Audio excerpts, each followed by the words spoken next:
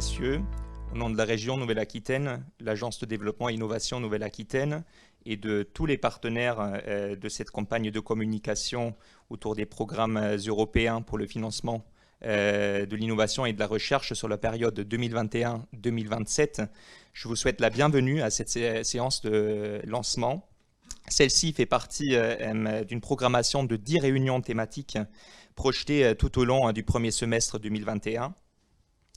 Maintenant, Madame Isabelle Boudinot, vice-présidente de la région Nouvelle-Aquitaine en charge de l'Europe et de l'international, nous fait l'honneur de prononcer le discours d'ouverture officiel. Bonjour à tous et bienvenue. Donc merci Kylian pour ces rappels de méthodologie sur les réunions qui vont se tenir jusqu'en juillet. Je tiens vraiment à remercier les équipes de l'agence ADI Nouvelle-Aquitaine avec qui la région organise cette large campagne d'information sur les nouveaux programmes européens de recherche et d'innovation. Chacune de ces rencontres se fera autour d'une thématique, comme par exemple la santé, la transition verte, la transition numérique, l'agroalimentaire, la culture et les sciences humaines, le soutien aux PME innovantes ou encore le soutien aux projets de recherche et la mobilité des chercheurs. Nous les avons organisés dans un esprit de collaboration avec des acteurs régionaux avec qui nous avons toujours plaisir à travailler. Je tiens ainsi à remercier chaleureusement la vingtaine d'organismes néo-aquitains qui nous aident dans cette campagne. Je pense notamment à 7 établissements d'enseignement supérieur de la région, aux pôles de compétitivité ayant leur siège ou une antenne en Nouvelle-Aquitaine, aux organismes de recherche, le CNRS, l'INSERM, l'INRIA, au Centre d'information jeunesse, le CRIJ de la Nouvelle-Aquitaine, ou encore au pôle de compétences régionales en santé, ALICE. Cette formidable mobilisation montre le dynamisme des acteurs de nos territoires et nous devons profiter de cette énergie pour saisir les opportunités offertes par l'Union européenne. Je vous assure, les opportunités sont bien présentes. L'Europe est bien plus proche des territoires que ce que l'on peut entendre ici et là. Nous devons nous mobiliser dès à présent car nous entrons dans une nouvelle programmation 2021-2027 du budget européen. L'ensemble des fonds et des programmes thématiques est en train, en ce moment même, d'être renouvelé. C'est l'aboutissement d'un long processus qui a débuté il y a plus de 2 ans avec les propositions par la Commission du cadre financier pluriannuel. La région a suivi et accompagné ce processus avec de nombreux échanges avec la Commission européenne, avec des réunions également très nombreuses avec les acteurs du territoire, avec la soumission de documents de position pour faire valoir nos messages. Fin décembre, les institutions ont enfin trouvé un accord et la phase de mise en œuvre peut maintenant commencer. Pour certains instruments, les programmes de travail sont en cours de finalisation et les premiers appels à projets sont attendus pour le 2e semestre 2021. Pour d'autres, le travail partenarial va se prolonger encore quelques mois et le lancement est plutôt attendu en fin d'année ou début 2022. Plusieurs programmes concernent la recherche et l'innovation. On pense tout d'abord au programme Horizon Europe, qui est présenté par la Commission comme le programme de recherche et d'innovation le plus ambitieux au monde. Il a été renforcé, il est vrai, sur cette génération et dispose d'un budget de quasiment 100 milliards d'euros pour 7 ans. Mais il ne faut pas oublier les autres instruments qui peuvent soutenir vos projets et vos initiatives, les fonds structurels, et je crois qu'on est en train de rédiger la dernière mouture de cette programmation 21-27 des fonds structurels, et la partie Europe plus intelligente comprendra autour de 300 millions d'euros. Il y a également le fonds InvestEU, il y a aussi la coopération interrégionale, ainsi que les nouveaux programmes Europe numérique, Europe pour la santé ou encore le Fonds européen pour la défense. La région, avec ADI, a souhaité initier cette campagne pour vous informer, pour mieux faire comprendre le fonctionnement de ces programmes et pour donner envie à toutes les structures néo-aquitaines intéressées de se positionner. Nous sommes accompagnés pour cette session de représentants de différents organismes néo-aquitains qui ont bénéficié des précédents programmes européens, le 2014-2020, et qui envisagent de développer d'autres projets dans la nouvelle programmation. Merci à eux pour leur présence aujourd'hui et pour leurs précieux témoignages. Et puis bien sûr, je tiens à sincèrement remercier M. Clément Évroux de la Direction générale Recherche et Innovation de la Commission européenne, qui nous fait l'honneur de sa présence en visio et qui apportera son éclairage depuis Bruxelles. Je ne vais sans doute pas pouvoir assister à l'intégralité de cette table ronde, mais je vous laisse entre d'excellentes mains avec le DGA Europe Internationale de la région, Samuel Brossard. Et puis je donne maintenant la parole à Antoine Vidot, du bureau de la représentation à Bruxelles de la région Nouvelle-Aquitaine, et qui animera la rencontre. Bonne matinée à tous.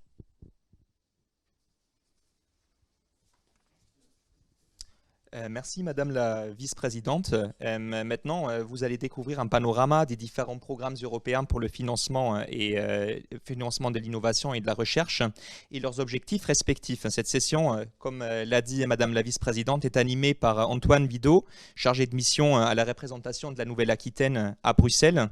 Je vous rappelle que tout au long de cette session matinale, un chat vous permettra d'échanger et de poser vos questions qui seront remontées à la fin de cette session. Et également un dernier rappel avant qu'on lance. Cette opération se déroule bien évidemment dans le respect du protocole sanitaire actuellement en vigueur. Au nom de toute l'équipe, je vous souhaite une excellente séance matinale et vous retrouve tout à l'heure pour vous annoncer la prochaine programmation. À tout à l'heure.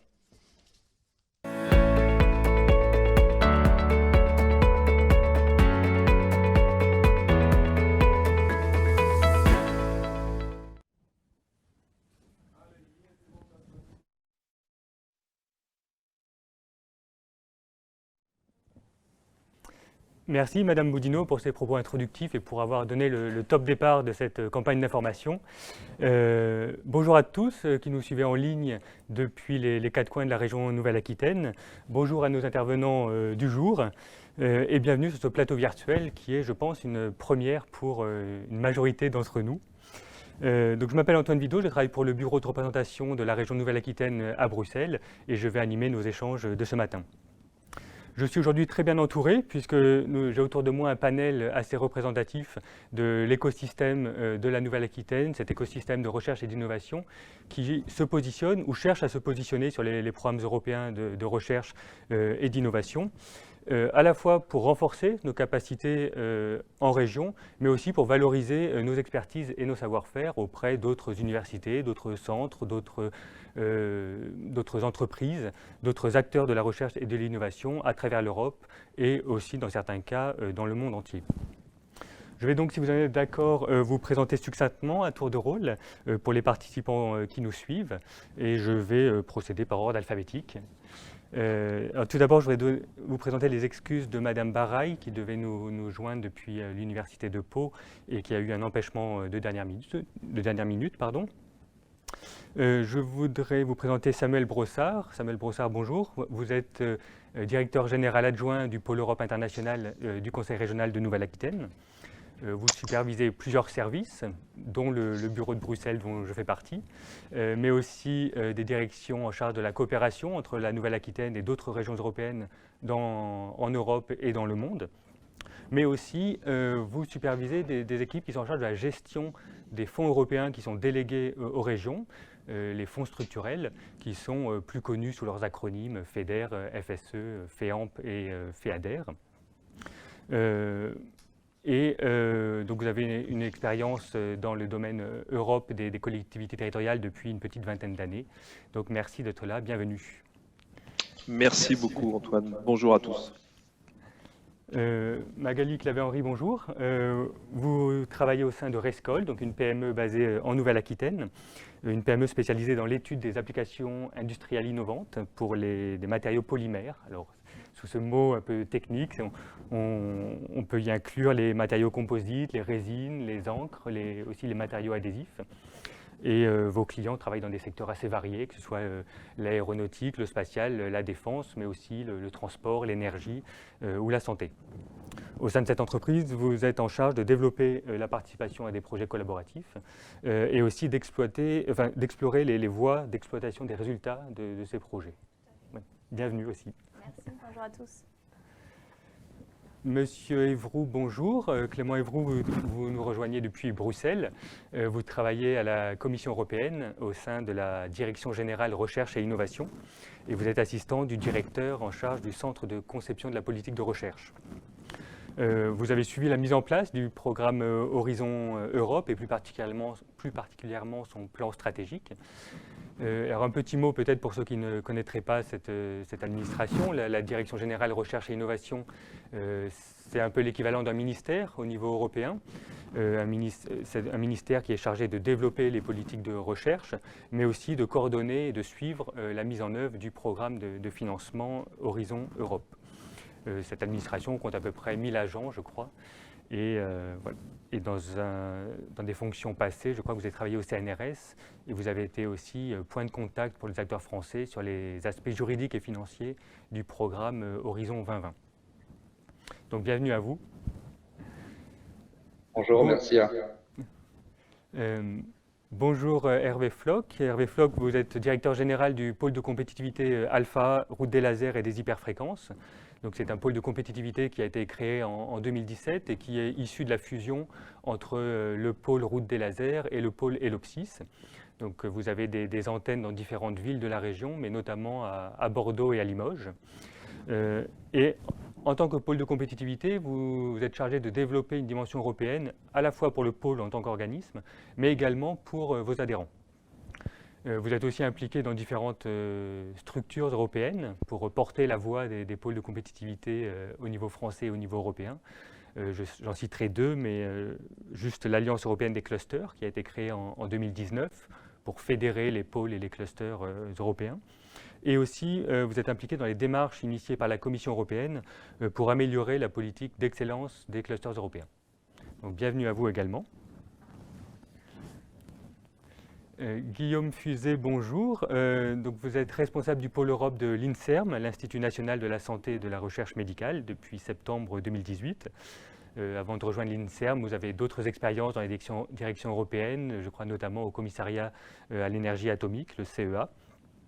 Et aussi une expérience au sein du ministère pour porter la voix de la France et du ministère de la Recherche au sein de différents comités de programme, qui sont des groupes créés par la Commission européenne avec des représentants des 27 États membres pour mettre en œuvre le programme Horizon. Donc, bonjour et bienvenue à vous. Merci de cette réunion, de présentation. Madame Maneux, bonjour. Vous travaillez à l'Université de Bordeaux. Vous êtes enseignante en électronique et chercheuse en nanoélectronique. Et vous avez l'expérience du portage de projets européens, puisque depuis janvier 2021, vous coordonnez un programme qui s'appelle Full Monty, qui est financé par le programme Horizon et qui réunit des partenaires d'Allemagne, d'Autriche et de Suisse, et qui vise, si j'ai bien compris, à développer des technologies de transistors verticales qui pourraient être intégrées dans une oreillette autonome capable de traduire en temps réel.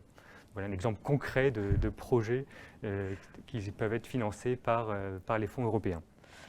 Donc, bonjour et bienvenue. Antoine et bonjour à tous.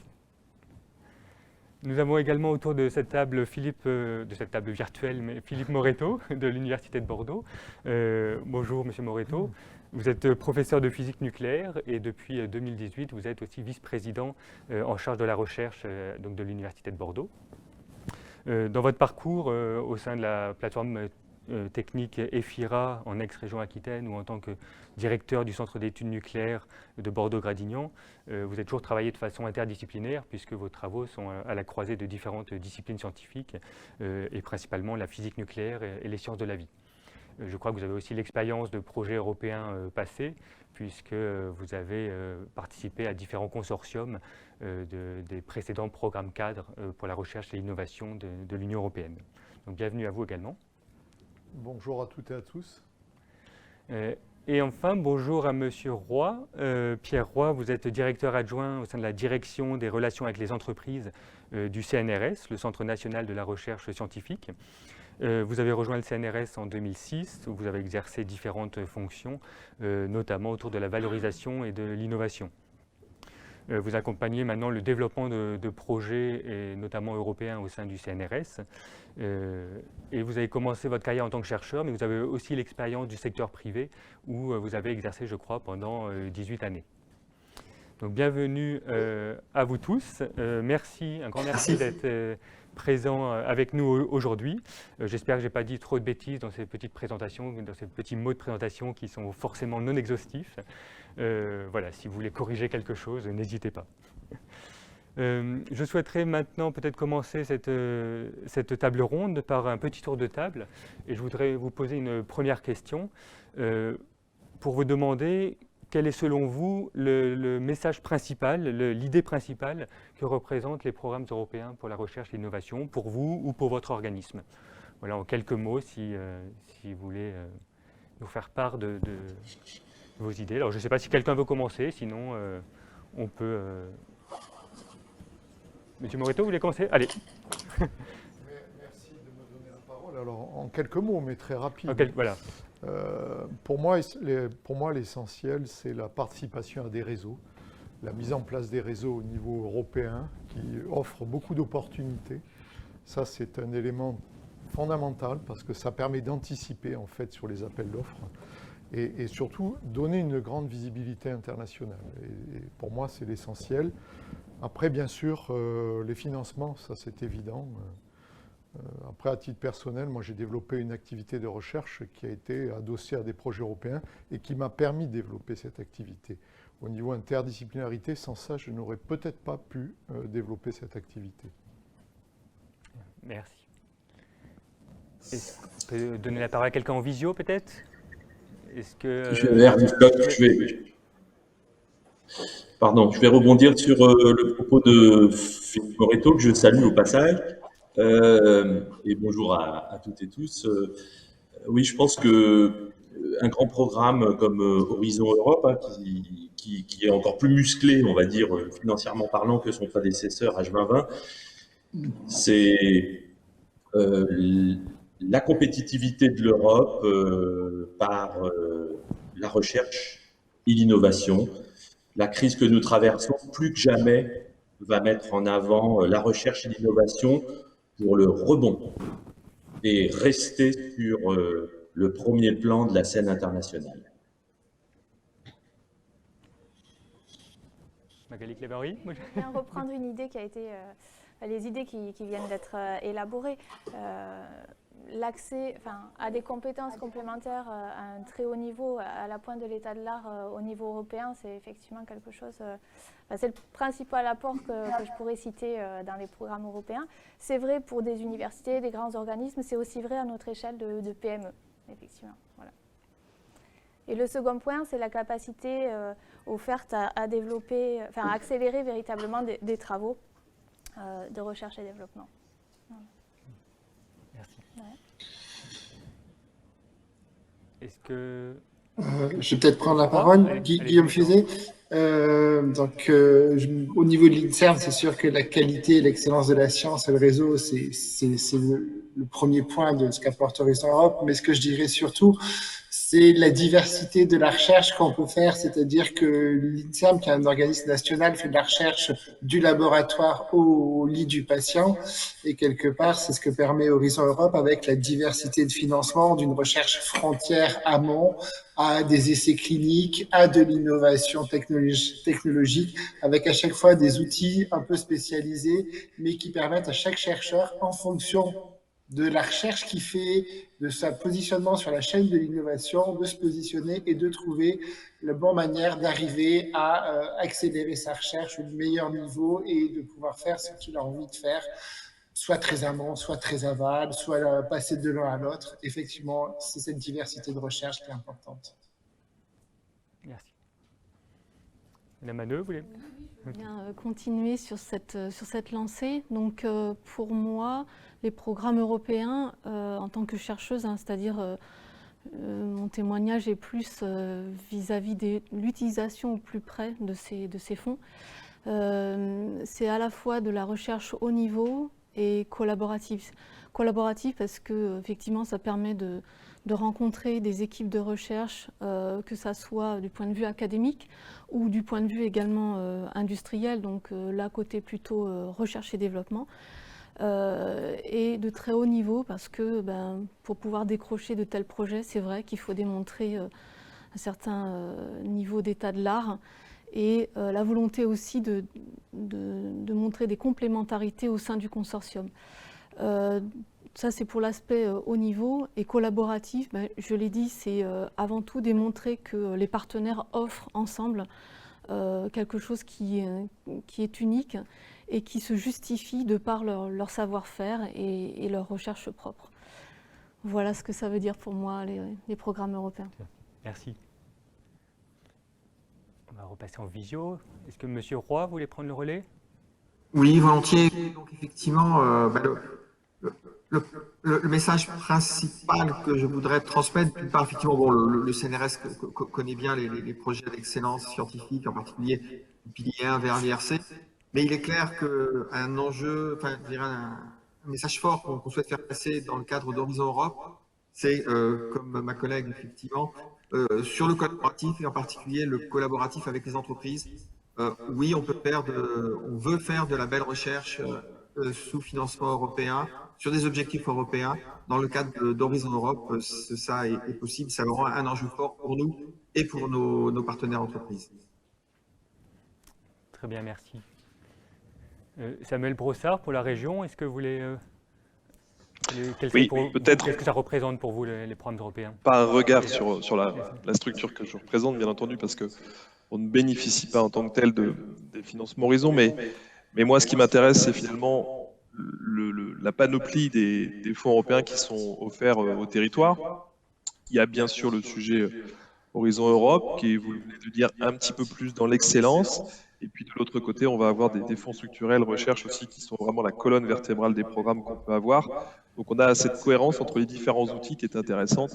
En tout cas, à notre niveau, c'est bien sûr ce qu'on essaye de faire, que chacun, pour chacun de ses besoins, finalement, ait le meilleur outil à sa disposition. Merci. Et je crois que j'ai oublié personne, si ce n'est M. Evroux, à qui il faut maintenant donner la parole. Alors vous, votre position est un peu différente, puisque vous êtes à l'autre bout du spectre, au niveau institutionnel. Donc pour vous, en quelques mots, qu'est-ce que ça représente, ces programmes européens? Merci beaucoup. Je vais essayer de donner une coloration régionale, en fait, aux éléments qui viennent d'être soulevés. Ce qui me semble important, c'est deux grands mots-clés. Tout d'abord, celui de la question du soutien au continuum de la créativité, de la recherche fondamentale jusqu'à l'innovation. Et donc, il s'agit de comprendre des phénomènes complexes pour ensuite trouver des solutions qui peuvent s'appliquer, notamment à commencer à tout le territoire européen. Et j'arrive donc au deuxième mot-clé, celui de la coopération transnationale et transsectorielle, qui permet également, comme ça a été appelé par Monsieur le vice-président de l'université, de favoriser aussi l'excellence. Ce que je voudrais noter, s'agissant de la participation de la Nouvelle-Aquitaine à Horizon 2020, c'est qu'en plus d'un taux de succès qui est clairement au-dessus de la moyenne européenne, avec 15,20%, ce qui m'apparaît aussi très intéressant, c'est un nombre significatif de participation, plus de 660 au titre des 7 dernières années. Et par rapport à la structure de participation française, je note effectivement une importance notable des participations industrielles, à commencer par, je crois, le secteur du transport, l'aéronautique, mais pas seulement. J'ai noté également la participation de Novatec. Voilà, merci. Merci. Oui, tout à fait. On a des profils assez variés, finalement, en Nouvelle-Aquitaine, en termes de bénéficiaires des programmes, alors principalement Horizon. Et on le voit dans les données que vous avez mentionnées, et aussi des données qui ont été compilées par l'Agence d'innovation. Une participation à la fois du secteur public, mais aussi du secteur privé, à peu près à égalité, même je crois un peu plus de participation du secteur privé. Donc merci pour ce petit tour de table rapide et ces quelques mots-clés. J'en retiendrai quelques-uns, alors forcément pas de manière exhaustive, mais on a parlé des réseaux, on a parlé de l'interdisciplinarité, de la partie financement aussi évidemment, de la coopération transnationale, de la recherche collaborative, et puis de la diversité des financements qui permettent aussi d'accélérer les projets de recherche et d'innovation. Donc on a l'impression des fois que ces programmes sont réservés à certains. Je voudrais maintenant avoir votre sentiment sur le retour sur investissement, si on peut exprimer ça comme ça, que vos organismes ont tiré de ces programmes européens. Est-ce que c'était un réel effort pour se positionner sur ce type d'appel? Est-ce que vous avez pu en tirer des choses bénéfiques pour vous, pour vos organismes, pour vos équipes? Voilà, est-ce que d'après vous, il y a des prérequis indispensables pour se lancer dans ce type d'appel? Voilà, c'est un peu des questions ouvertes et je suis preneur de vos retours. Est-ce que quelqu'un est intéressé pour commencer à répondre? Allez-y, allez-y. Alors, en termes de prérequis, je pense qu'effectivement, sur les aspects recherche académique en tout cas, les consortiums qui se montent sont souvent des consortiums qui sont à la pointe de l'état de l'art, pour la plupart d'entre eux. Et encore une fois, j'insiste sur l'aspect collaboratif, c'est-à-dire complémentaire des savoir-faire. Donc ça, c'est un premier niveau de prérequis. Je pense que quand on répond à un appel à projet européen, il faut bien prendre soin de vraiment regarder quel est le positionnement de cet appel et pourquoi ce consortium pour répondre à cet appel. Donc il n'y a pas de haut niveau en soi, il faut le bon consortium pour le bon appel.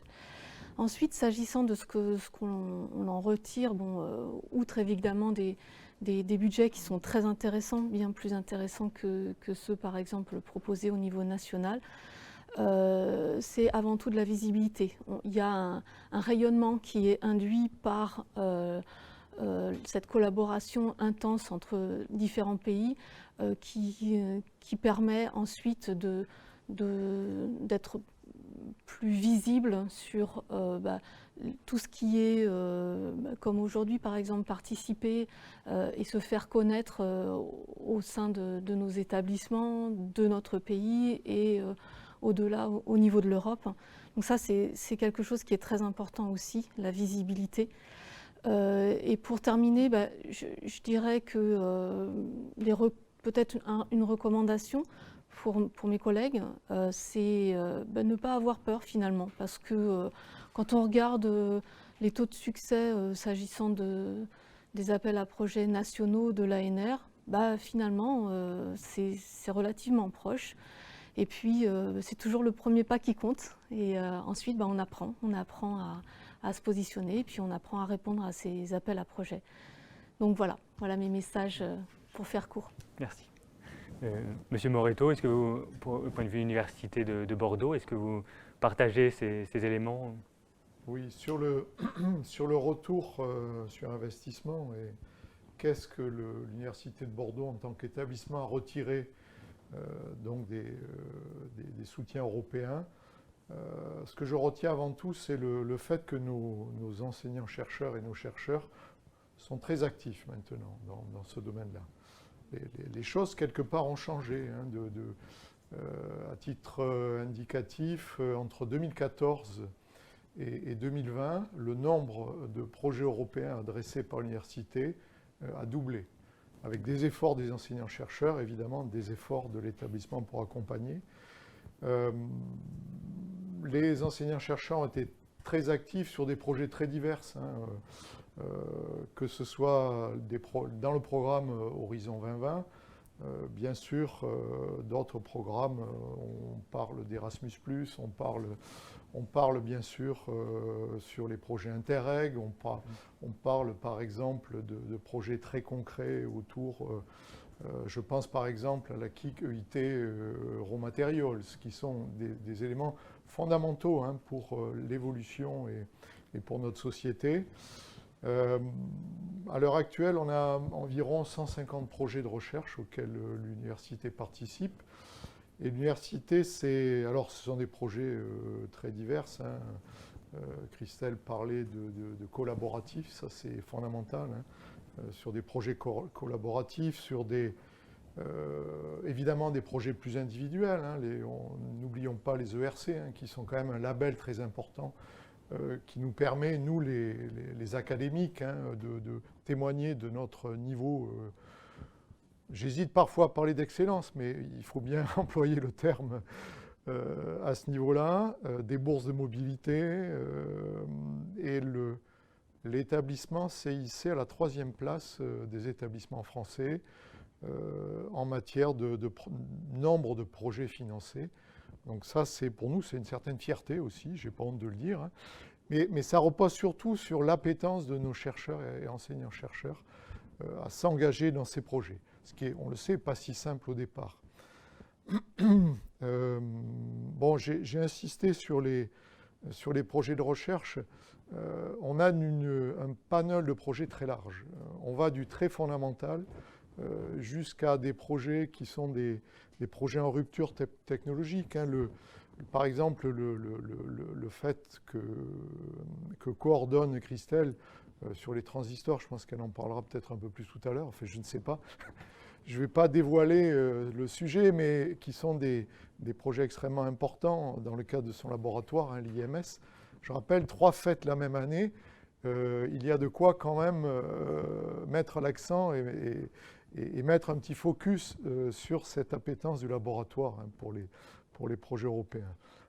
Alors évidemment, l'investissement est important, mais les retours également sont très importants. Évidemment sur les enjeux économiques, sociétaux, sur les territoires, bien évidemment, l'innovation, les territoires, la compétitivité internationale. On a eu des projets, par exemple, autour de la compétitivité et la soutenabilité de nos vignobles. Comment ne pas parler de vignobles sur le périmètre bordelais, les procédés pour le recyclage des composites dans l'industrie aéronautique, des éléments forts dans notre paysage, évidemment. Et bien évidemment, tous les projets en santé, avec les lignes de force que l'on a sur le site, la prise en charge des patients. En ces temps de pandémie, ce n'est pas du tout négligeable. Mais aussi sur on va dire, quelques fleurons locaux en termes de rythmologie cardiaque, par exemple, et on sait à quoi je fais allusion. Donc voilà, simplement, je voulais rappeler que ces quelques éléments, l'insertion dans des réseaux d'excellence européens, où on a l'académique, évidemment la coopération très forte avec les entreprises. On sait très bien que dans tous les programmes maintenant, on se doit de coordonner avec des entreprises, et Dieu sait si sur le périmètre néo-aquitain, on a une diversité d'entreprises qui nous permettent de venir co-construire avec nous des activités de recherche. Et encore une fois, dans un continuum recherche-innovation, moi je tiens beaucoup à cette idée-là, où on accompagne en fait les innovations de demain. Et je crois qu'on a un positionnement en région néo-aquitaine qui est, on va dire, privilégié de ce côté-là. Okay. Ça fait la transition peut-être avec une intervention d'Hervé Floch ou de Magali Clavé-Henry sur cette partie coopération avec entre le secteur privé et le secteur public. Est-ce que dans les projets que vous accompagnez au titre du pôle Alpha RLH ou au titre de l'entreprise Rescol, est-ce que c'est aussi quelque chose d'important pour vous? Est-ce que c'est une valeur ajoutée de ces projets européens? Oui, tout à fait. Nous, pour notre part, on fait effectivement partie de consortia où viennent se mêler des compétences issues du public et du privé. Tout ça au nom de l'excellence. Monsieur Floch aussi. Oui, alors, je vais, je vais peut-être rebondir sur le mot collaboratif, hein, qui est central quand on veut aller à l'Europe. Alors, il y a aussi Philippe Moreto l'a rappelé, des dispositifs pour travailler en mode individuel, mais le collaboratif, je crois que c'est déjà, je vais parler déjà pour moi, je crois que c'est une évolution qui n'est pas aussi, finalement vieille que ça. dans nos racines, je pense, en Europe, les pays latins, je trouve que le collaboratif est relativement récent, de travailler avec des partenaires. Je crois que c'est quelque chose d'assez nouveau finalement. Et l'entité cluster, et en France, il y a une politique structurée qui est une politique des pôles de compétitivité. Je crois qu'elle a été faite pour stimuler la recherche et l'innovation collaborative. Donc c'est une clé, je pense, de succès pour la compétitivité de nos territoires, de nos entreprises. Accepter de travailler en mode collaboratif, en mode partenarial. Et je crois que d'ailleurs, l'entité cluster a de beaux jours devant elle, selon moi, si j'en crois les échanges que nous avons eus pendant la crise Covid, l'année dernière, avec Thierry Breton, où aujourd'hui Thierry Breton, dans sa stratégie de développement de l'activité industrielle, le single market comme il l'appelle, va créer des écosystèmes d'innovation. Donc on amplifie la recherche, l'innovation en mode collaboratif et au passage d'essayer de remettre sur le périmètre européen des industries qui sont clés, des chaînes de valeur complètes qui sont clés. On voit bien que la pandémie dans laquelle nous sommes induit une crise économique majeure où il faut regarder les choses en face. On voit les faiblesses et certaines vulnérabilités de l'Europe. Donc, plus que jamais, travailler ensemble pour de la recherche de base ou de la recherche plus technologique qui débouche sur de l'innovation et qui emmène au passage nos petites et moyennes entreprises, qui, on ne l'a pas dit encore, mais représentent le gros de l'emploi en Europe, en France, en Nouvelle-Aquitaine. Le cluster et le pôle de compétitivité, ce sont des acteurs qui sont là pour inspirer les petites et moyennes entreprises, les chefs d'entreprise, inciter celles-ci à regarder davantage vers l'Europe. Oui, ce sont des appels à projets qui sont exigeants, compétitifs, le taux de succès est assez faible, mais c'est un nouveau, pour moi, levier à utiliser pour développer de nouveaux produits, doper la compétitivité de nos entreprises. Donc nous sommes vraiment là pour inciter à travailler en mode collaboratif. Je prends la filière ou les filières technologiques sur lesquelles nous sommes, ce qu'on appelle les deep tech, la photonique, l'électronique. Rien que l'année dernière, nous avons labellisé 115 projets. Sur ces 115 projets, il y en avait 55 à l'Europe, dont 3 où le pôle était partenaire. Tous les autres sont des projets que le pôle de compétitivité, pour ses membres, a détecté, a travaillé avec les membres pour transformer une idée en un projet vraiment collaboratif, trouver le bon appel à projet, trouver les bons financements. Et sur ces 55 projets, on a quand même eu, que ce soit pour le pôle et surtout pour nos membres adhérents, qui sont majoritairement des petites et des moyennes entreprises, on a eu 30% de taux de succès pour nos adhérents. Donc, on est vraiment ravis. C'est bien au-dessus de la moyenne que vous connaissez tous, et même quand on fait accompagner par un cabinet spécialisé. Donc, je reviens au mode collaboratif. Je crois que c'est central, ça a déjà été dit. Je crois que l'entité cluster a un rôle majeur pour encourager à travailler en collaboratif, développer ce mode-là et à montrer que en accompagnant ses adhérents dans des consortia variés, sur des thématiques variées, que ce soit photonique, électronique ou les applications, eh bien, le taux de succès était plus élevé. Donc, moi, mon message, il est clair. Rapprochez-vous des pôles de compétitivité du territoire en Nouvelle-Aquitaine ou des clusters régionaux. Il y a à peu près 1000 clusters, toutes thématiques confondues en Europe.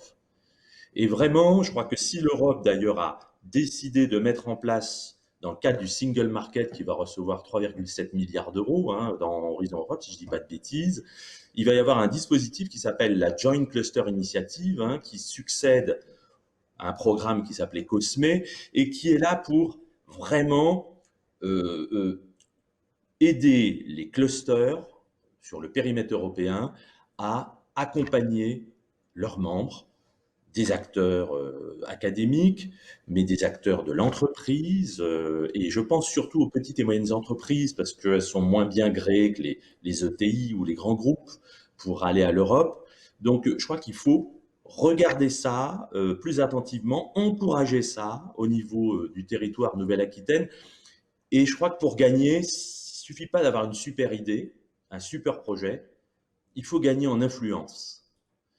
Je crois que nous avons beaucoup travaillé au niveau du pôle Alpha RH pour améliorer notre influence, et ça, c'est d'accepter de faire partie de réseaux un peu particuliers, comme l'European Cluster Alliance, que vous avez cité, travailler aussi sur les labels européens qui caractérisent l'excellence en termes d'organisation de management des clusters. Voilà, c'est un tout. Je pense qu'il faut avoir de bonnes idées, de bons projets qui servent les grands enjeux sociétaux, des bons consortia, mais avoir aussi une connexion forte qui permet d'avoir une certaine influence. Et je crois que la Nouvelle-Aquitaine, objectivement parlant, est assez bien placée sur ce sujet-là.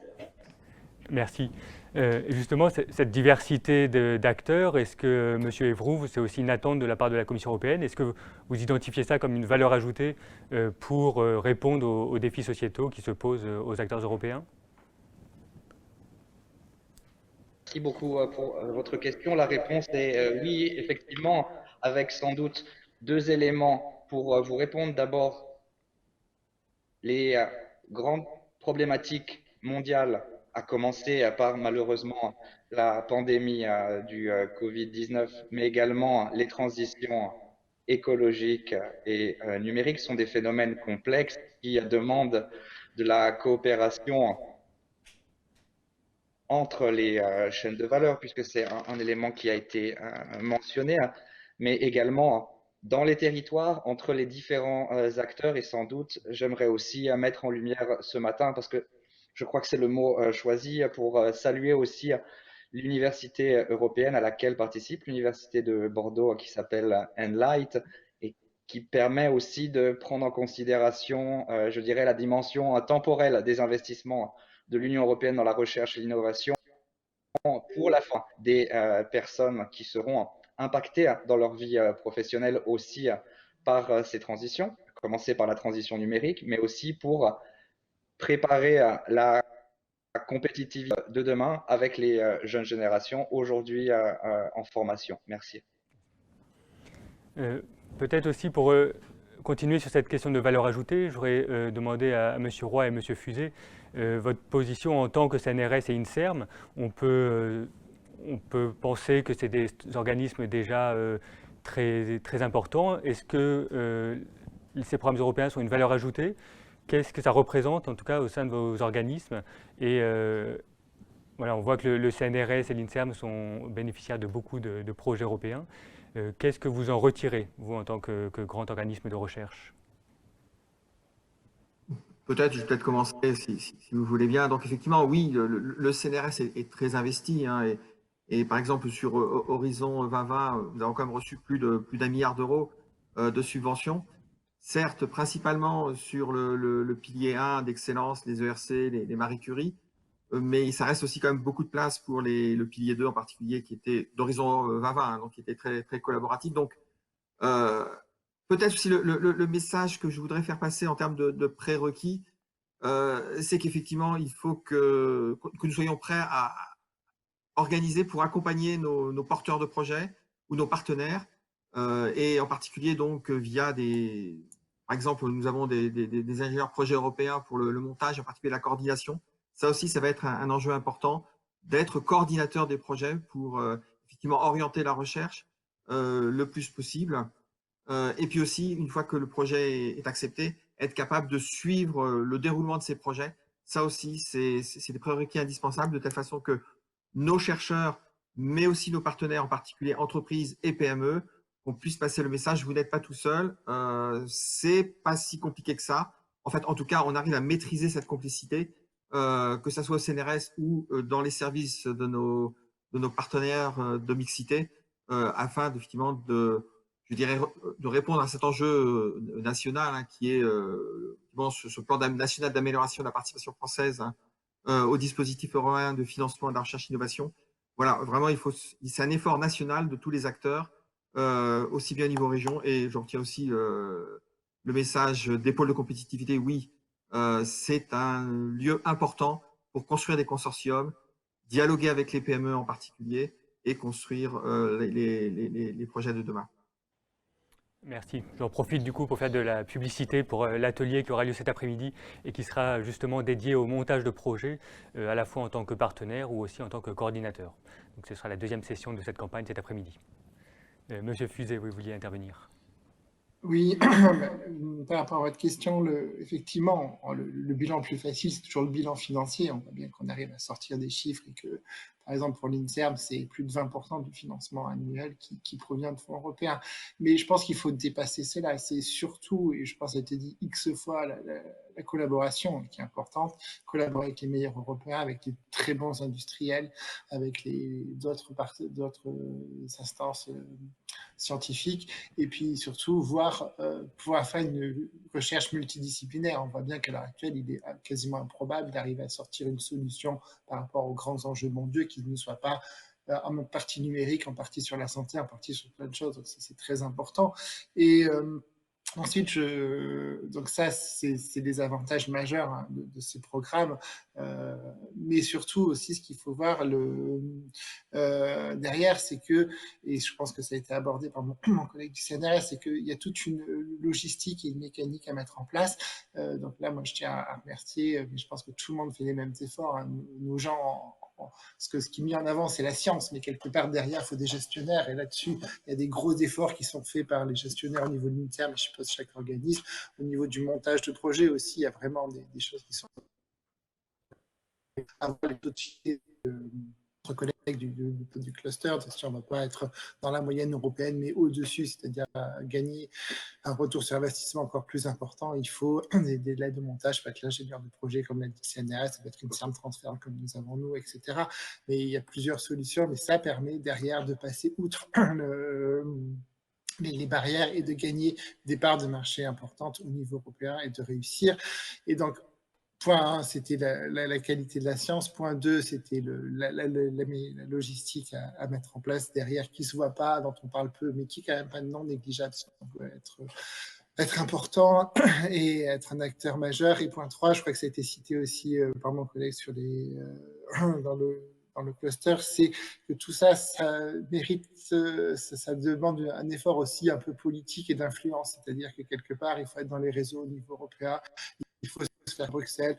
Donc là-dessus, la région, l'université, l'INSERM, le CNRS, on travaille beaucoup, on essaie de faire des réunions, on essaie de mettre en avant objectif. Hein, donc, INSERM travaille beaucoup avec Avisan, donc l'Alliance française pour la biologie santé. Donc, ça permet de regrouper les acteurs, de positionner des choses majeures qui permet ensuite derrière de voir que ça ressort dans les programmes de travail. Ça alimente ce que veut la Commission. Il y a toute une déclinaison de c'est d'accord, c'est de l'argent, ça c'est facile, tout le monde sait le faire. Ensuite, on voit bien derrière, chez nous, les gens de la stratégie peuvent vous dire ça génère X publis en plus, tel niveau de publis. On sait que tous les gens qui sont dans les projets européens ont non seulement des publis qui sont plus nombreuses, mais elles sont de meilleure qualité en général que les gens qui sont au niveau national. Et ensuite, une fois qu'on a fait ça, il faut mettre en place toute la logistique de gestion et de management et derrière une politique d'influence qui vient compléter tout ça. Tout à fait, vous l'avez mentionné, il existe différentes cellules Europe au sein des universités, des pôles de compétitivité qui peuvent accompagner les structures. Je voudrais aussi rappeler que si vous n'êtes pas membre d'un organisme qui a une cellule Europe, il y a des acteurs plus généralistes comme l'agence d'innovation de la région ou même le bureau de Bruxelles où on peut vous aider à vous aiguiller et on aura l'occasion d'y revenir cet après-midi. Peut-être je voudrais poser une question à Magali Clavé-Henry de Rescol. Finalement, il existe différents guichets européens et la région aussi soutient fortement la recherche et l'innovation.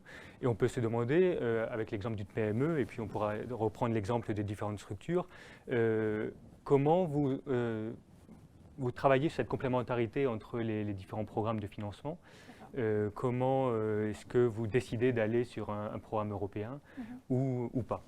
D'accord. Alors, en réalité, nous, on va chercher les financements, on s'adresse aux différents guichets qui sont accessibles, qu'ils soient régionaux, nationaux ou européens, et on va raisonner en fait en fonction des sujets qui font l'objet des orientations européennes. Donc, on va les orienter de cette façon-là, et aussi en fonction de leur niveau de TRL. Donc, je vais vous donner un exemple, par exemple. Maturité technologique. Oui, c'est ça, le niveau de maturité technologique, un sujet en rupture ou nouveau pour lequel on a besoin de faire une étude de faisabilité. On va peut-être d'abord essayer de le positionner sur un projet région avec, s'il y a un partenaire local, une taille de consortium un petit peu plus réduite, de sorte à faire une première faisabilité, à atteindre un certain niveau de TRL avec lequel on sait qu'on peut aller ensuite chercher des financements soit au niveau national, soit au niveau européen. Voilà. C'est principalement cette stratégie qu'on adopte à RESCOL. Je crois que l'Université de Bordeaux aussi, vous avez l'expérience de cette complémentarité entre programmes. Et le projet européen que vous portez en ce moment, par exemple, Madame Maneux, il vient en complémentarité ou à la suite d'un projet financé par l'Agence nationale de la recherche. Oui. Donc, oui, tout à fait. En fait, Full Monty, c'est le projet européen qui a débuté là, il y a 2 mois, avait été, alors non pas conçu, mais sa genèse avait été conçue en tout cas depuis le départ à travers un projet ANR donc, que je portais également, qui s'appelle Lego et qui a démarré il y a 2 ans de ça. Donc, quand on monte un projet ANR, il y a 3 parties. Et la 3e partie concerne l'impact. Donc, quel impact va avoir ce projet? Donc, on doit se projeter un petit peu. Et nous, notre projection, qui tenait lieu de stratégie en réalité, c'était effectivement de montrer que grâce aux preuves de concept qu'on allait faire au niveau national, eh bien, on allait pouvoir proposer ce projet avec un consortium élargi au niveau européen. Alors bien entendu, les 3 autres partenaires de ce projet ANR auraient très bien pu être le porteur de cette nouvelle mouture de projet à un niveau TRL un tout petit peu plus haut. Donc, TRS, c'est pour Technology Readiness Level, donc je dis pour ceux qui ne sont pas habitués. Et finalement, pourquoi moi? Parce que je me sentais à la fois un petit peu plus légitime et je me sentais accompagnée surtout. Pourquoi accompagnée? Parce qu'au sein de l'ANR, on a un appel à projet qui s'appelle MRSEI, qui permet de mettre le pied à l'étrier pour monter un consortium. Donc effectivement, j'ai répondu à cet appel à projet et l'ANR a accompagné la recherche de partenaires déjà. Donc il faut pouvoir présenter à des institutions ou à d'autres académiques le futur projet. Donc pour ça, il faut se déplacer. Pour ça, il faut avoir des budgets qui permettent de le faire. La deuxième chose pour laquelle je me sentais un peu plus rassurée, c'est parce que ici, au sein de l'Université de Bordeaux, on a aussi une cellule Europe qui nous aiguille, qui nous aide, qui nous met sur de bons rails pour pouvoir rédiger un appel à projet. Également, donc, comme cité par M. Fusé, on a aussi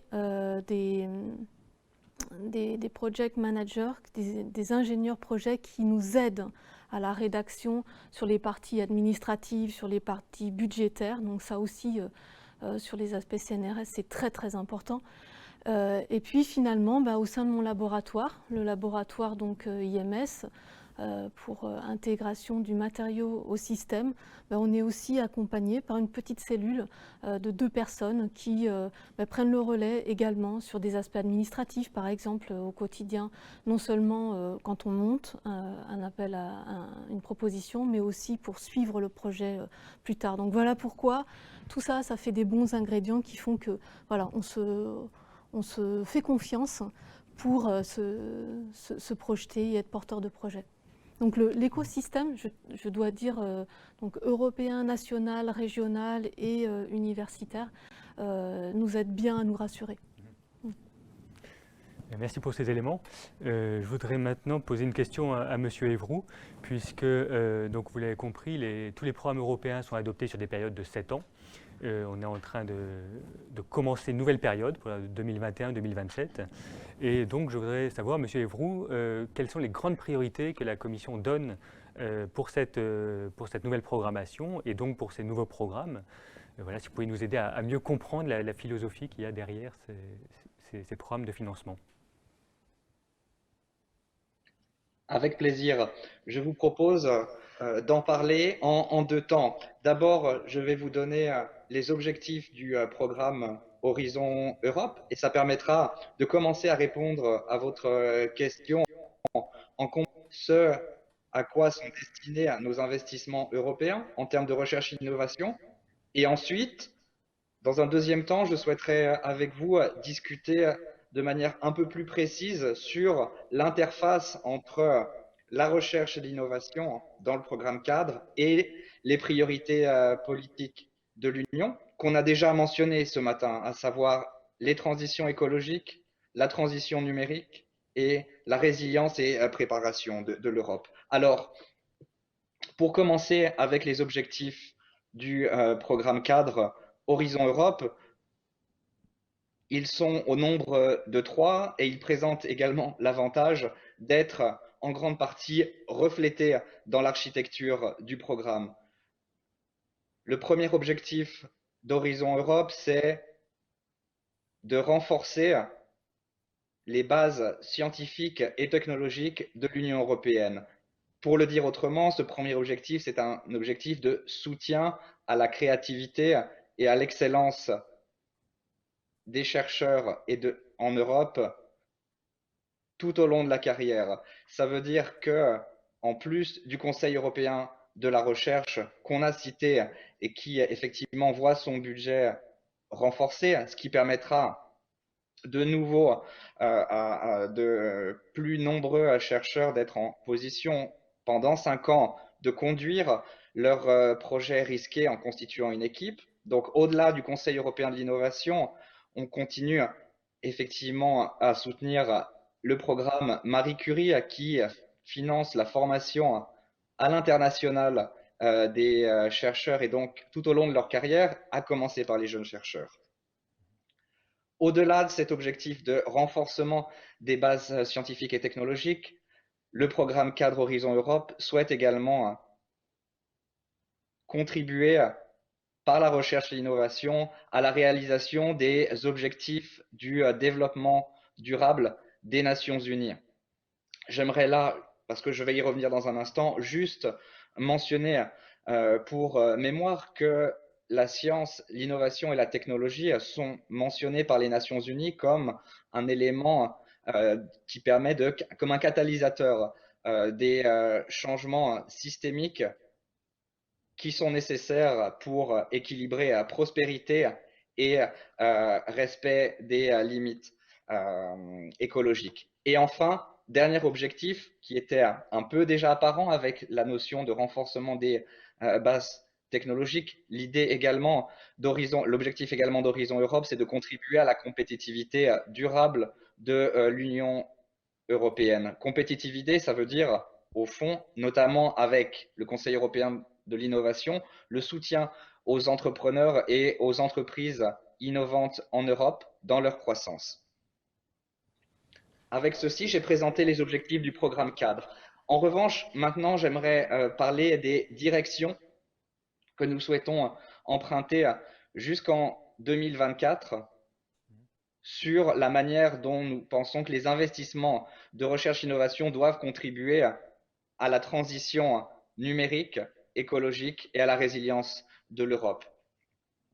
Le 15 mars, la Commission a adopté un plan stratégique pour Horizon Europe qui, effectivement, donne les directions dans lesquelles on souhaite transformer tous nos secteurs socio-économiques. Et ça permet de répondre à votre question précédente, pourquoi il est important que chacun puisse participer indépendamment de sa taille, de son statut, entrepreneur, chercheur, petite entreprise, grand laboratoire, il est important effectivement de gérer nos transitions d'un point de vue systémique. Et donc, les 4 enjeux qu'on a traduits dans un langage compatible avec l'état de l'art de la recherche et de l'innovation sont les suivants. Tout d'abord, Horizon Europe jusqu'en 2024 va soutenir la stratégie l'autonomie stratégique de l'Union européenne, et effectivement le Digital Compass qui a été adopté plus tôt au cours du mois de mars est un élément central dans ce soutien au développement de l'autonomie stratégique de l'Union européenne. Deuxième orientation stratégique qui structure ce plan Horizon Europe 2021-2024, c'est la contribution de la recherche et l'innovation à la préservation et à la restauration des écosystèmes et de leurs services.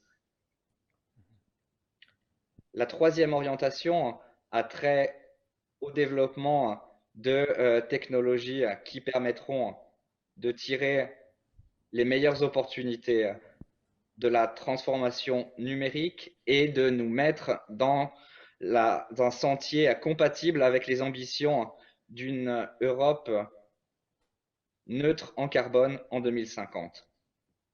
Enfin, le dernier objectif, la dernière orientation pour 2021-2024 a trait à la résilience et à la préparation de l'Union européenne, et elle permet également ici de boucler avec un élément qui est transverse à Bruxelles, qui consiste à gérer les transitions au bénéfice de l'ensemble des citoyens de l'Union. C'est ce qu'on appelle généralement la transition juste ou la fair transition. Donc, pour récapituler, entre 2021 et 2024, Horizon Europe, notamment avec les 6 clusters, santé, sciences humaines et sociales et industrie créative et industrie culturelle, désolé, sécurité civile, industrie, espace, numérique, climat, énergie, mobilité et agriculture et ressources soutenables, vise à créer les conditions d'une transformation systémique. Peut-être un mot pour en terminer, et on pourra entrer plus dans le détail plus avant, quelques éléments de calendrier.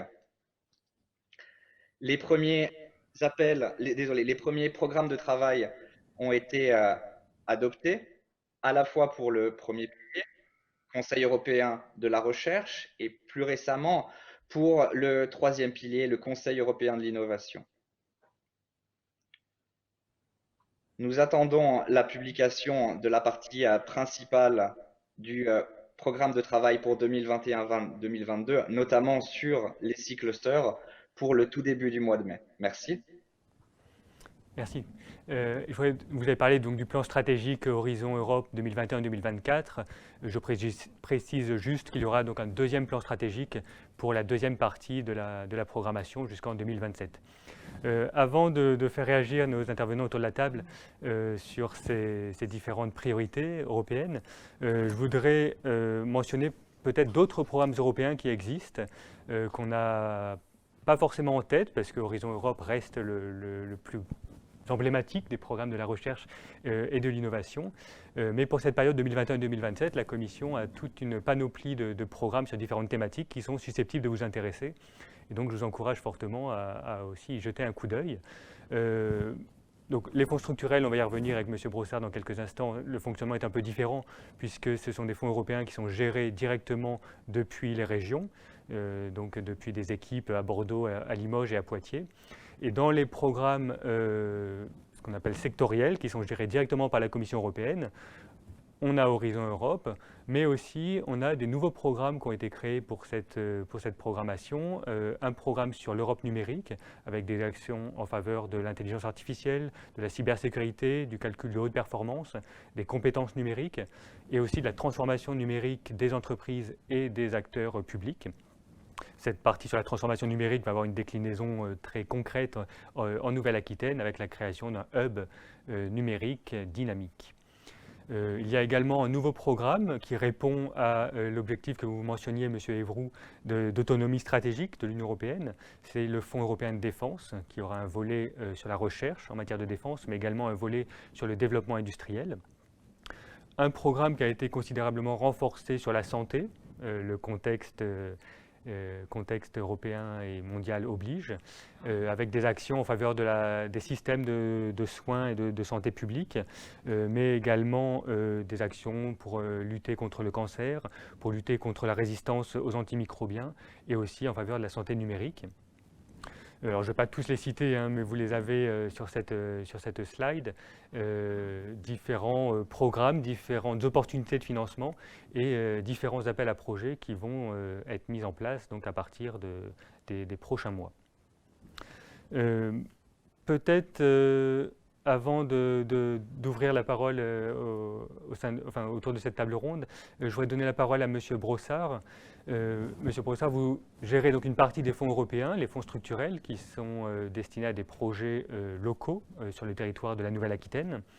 Est-ce que ces grandes priorités qu'on vient de mentionner, la transition numérique, la transition verte, la transition juste, est-ce qu'on les retrouve aussi dans ces programmes? Oui, bien entendu. Le triptyque que tu évoques, Antoine, est bien intégré et totalement même disséminé au sein de ce programme. Peut-être pour que tout le monde ait rapidement un ordre d'idée des fonds qu'on appelait structurels, mais on va dire des fonds européens régionaux, dont la région est autorité de gestion. C'était sur cette génération, tout confondu, 2,5 milliards d'euros, bien entendu avec le deuxième pilier de la PAC.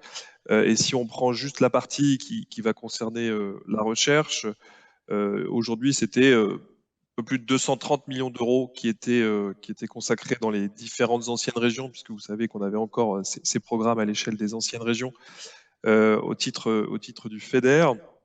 Et on est encore en train de faire les arbitrages pour la prochaine période, mais on aura pour les sujets notamment numérique, innovation, recherche et lien avec la S3, on pourra en reparler peut-être, un peu plus de 300 millions d'euros demain, tout confondu, PME, numérique, innovation, recherche. Donc ce sont des montants assez conséquents quand même et qui permettent généralement de faire, enfin en tout cas pour beaucoup, je crois que l'exemple de Rescol était parlant tout à l'heure, d'avoir peut-être souvent la première marche.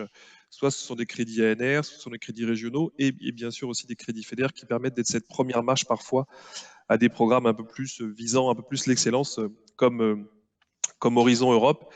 Et les grandes priorités que vous évoquez sont celles-là, avec la petite spécificité peut-être, en tout cas qui est que nous appuyons ces fonds européens, ce FEDER, sur le SRDE2I, le schéma régional de développement et économique et d'innovation et d'internationalisation. Et nous nous servons de ce schéma pour être un peu la base, et ce schéma constitue notre stratégie de spécialisation intelligente. Donc vous avez les grandes filières régionales qui sont représentées au sein de ce schéma, qui nous permettent ensuite de prioriser nos soutiens vers les filières qui relèvent de ce schéma, de ce SRDE2I.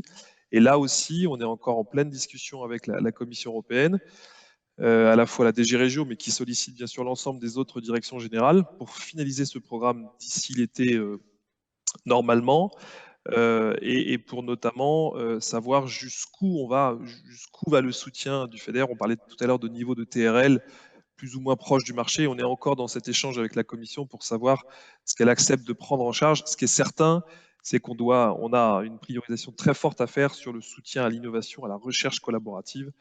Et donc, c'est vraiment la clé de lecture de la Commission.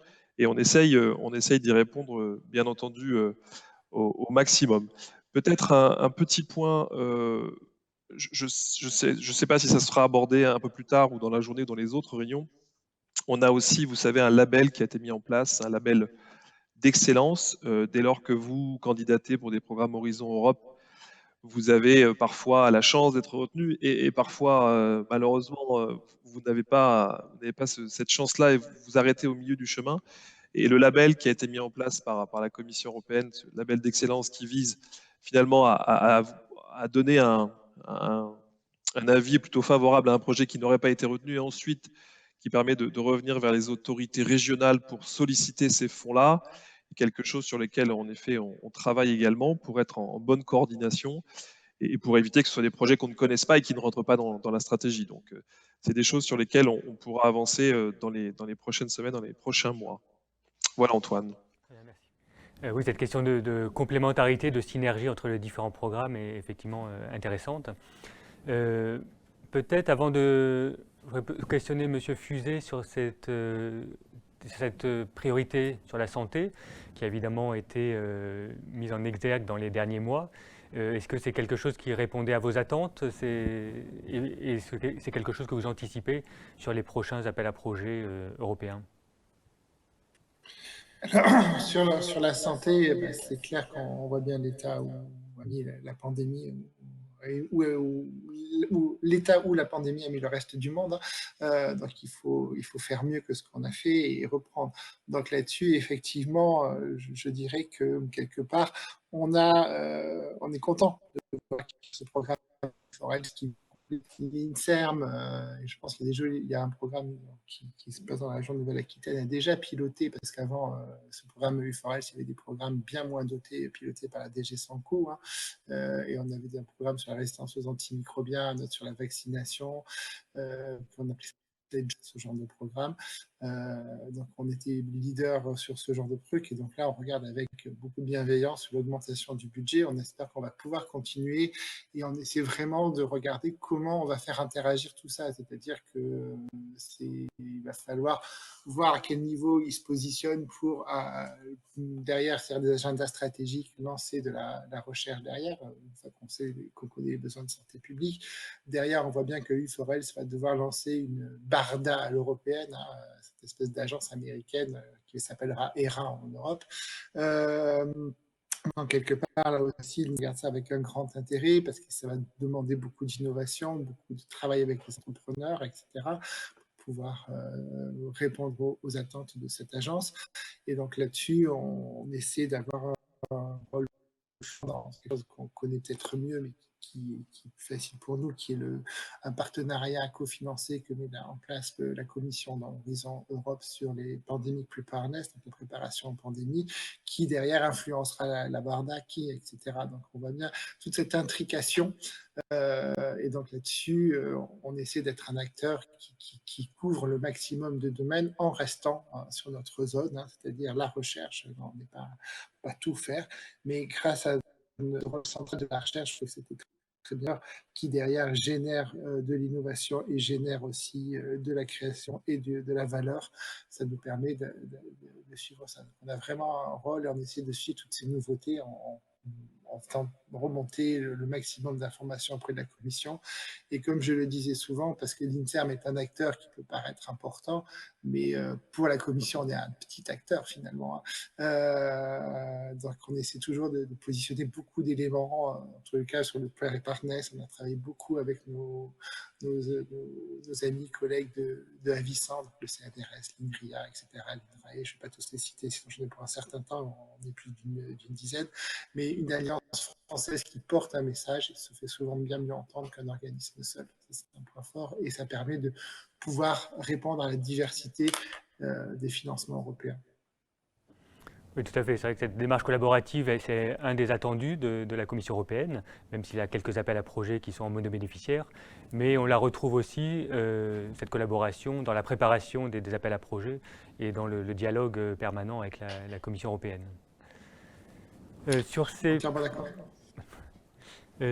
grandes priorités pour 2021-2027, quelles sont les réactions que ça suscite autour de la table? Est-ce que vous avez déjà des attentes particulières sur la mise en œuvre dans vos domaines d'activité respectifs? Je ne sais pas si quelqu'un veut commencer.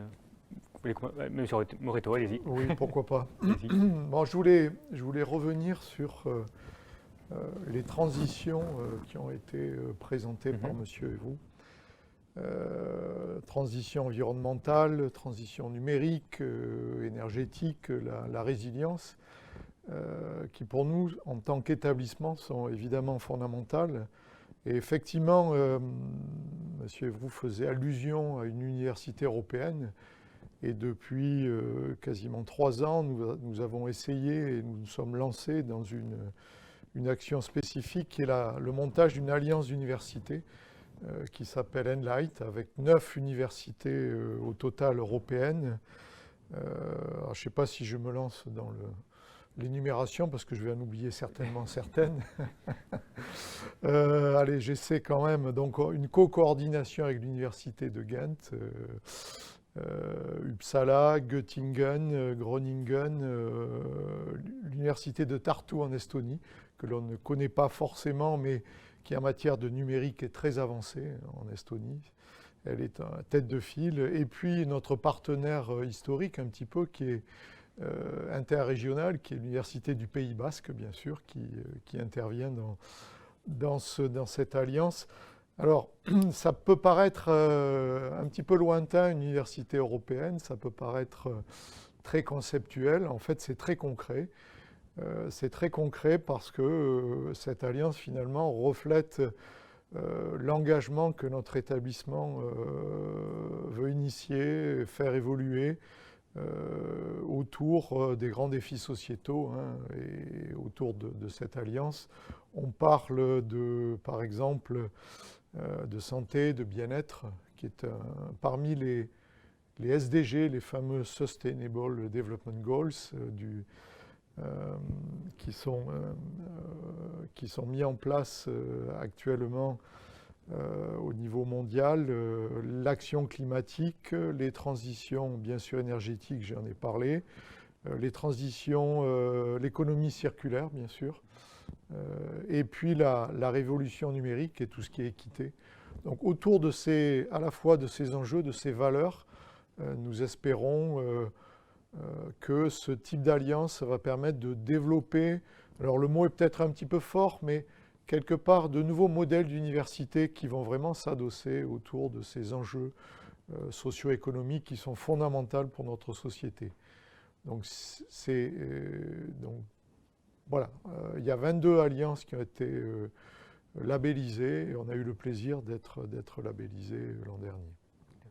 Et je précise. Pour nous, c'est un élément fondamental. Je précise qu'il y en a d'autres dans la région Nouvelle-Aquitaine. L'université de Poitiers, l'université de La Rochelle et l'université de Pau font aussi partie d'autres alliances sur différentes thématiques et avec d'autres partenaires évidemment. Oui. Merci. Est-ce que, Monsieur Floch, est-ce que vous voulez réagir sur ces priorités européennes pour 2021-2027 ? Est-ce qu'elles correspondent à vos attentes ? Oui, absolument. Hein.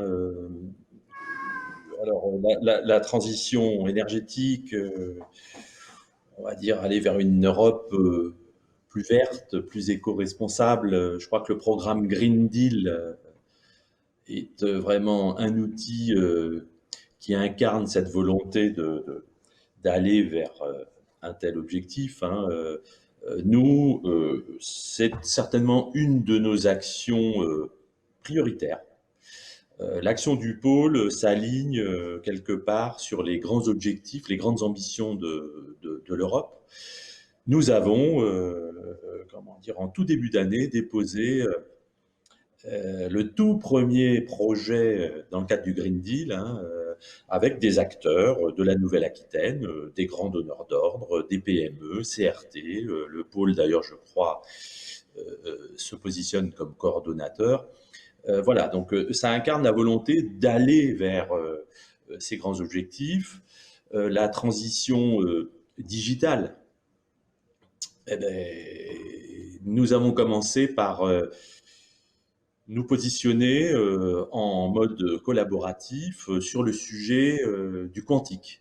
Hein, le quantique, c'est encore une autre dimension du numérique. Quand je parle numérique, je pense surtout au calcul haute performance, à l'avenir, toujours plus de data, traiter toujours plus vite ces data en toute sécurité. Ça n'est pas anodin. Et là, le quantique apparaît comme une thématique vraiment de premier plan. D'ailleurs, le président de la République a lancé le plan Quantique France en tout début d'année. Et avec nos collègues de l'Université de Bordeaux, Philippe est parfaitement au fait du sujet, le CNRS, l'Université de Limoges, l'Institut d'optique Graduate School, qui sont les principaux partenaires, dont le pôle, eh bien, nous sommes à la manœuvre en créant un centre en Nouvelle-Aquitaine qui s'appelle le NACIDIS Center, mais très rapidement, ce centre, on va essayer de le connecter sur un ou des appels à projets du flagship quantique en Europe. Voilà. Donc ça aussi, c'est bien de l'action concrète sur le territoire de Nouvelle-Aquitaine, un centre vraiment positionné sur le quantique, la photonique quantique, les capteurs, la crypto post-quantique et toute la supply chain, toute la technologie dont on a besoin pour aller développer des innovations technologiques utilisant la dimension quantique. Voilà, et rapidement, une connexion à l'Europe, parce qu'on l'a dit, il y a des mots-clés, le collaboratif, le réseau au niveau européen, et je pense que c'est en jouant comme ça, donc nous, d'aller toujours davantage être proactifs vers nos adhérents, alors, laboratoires, start-up, petites et moyennes entreprises, des ETI, des grands groupes, parce qu'il faut qu'on ait des acteurs sur la chaîne de valeur, les end-users, comme on les appelle, tirant vers le haut les petites et moyennes entreprises qui portent des produits innovants.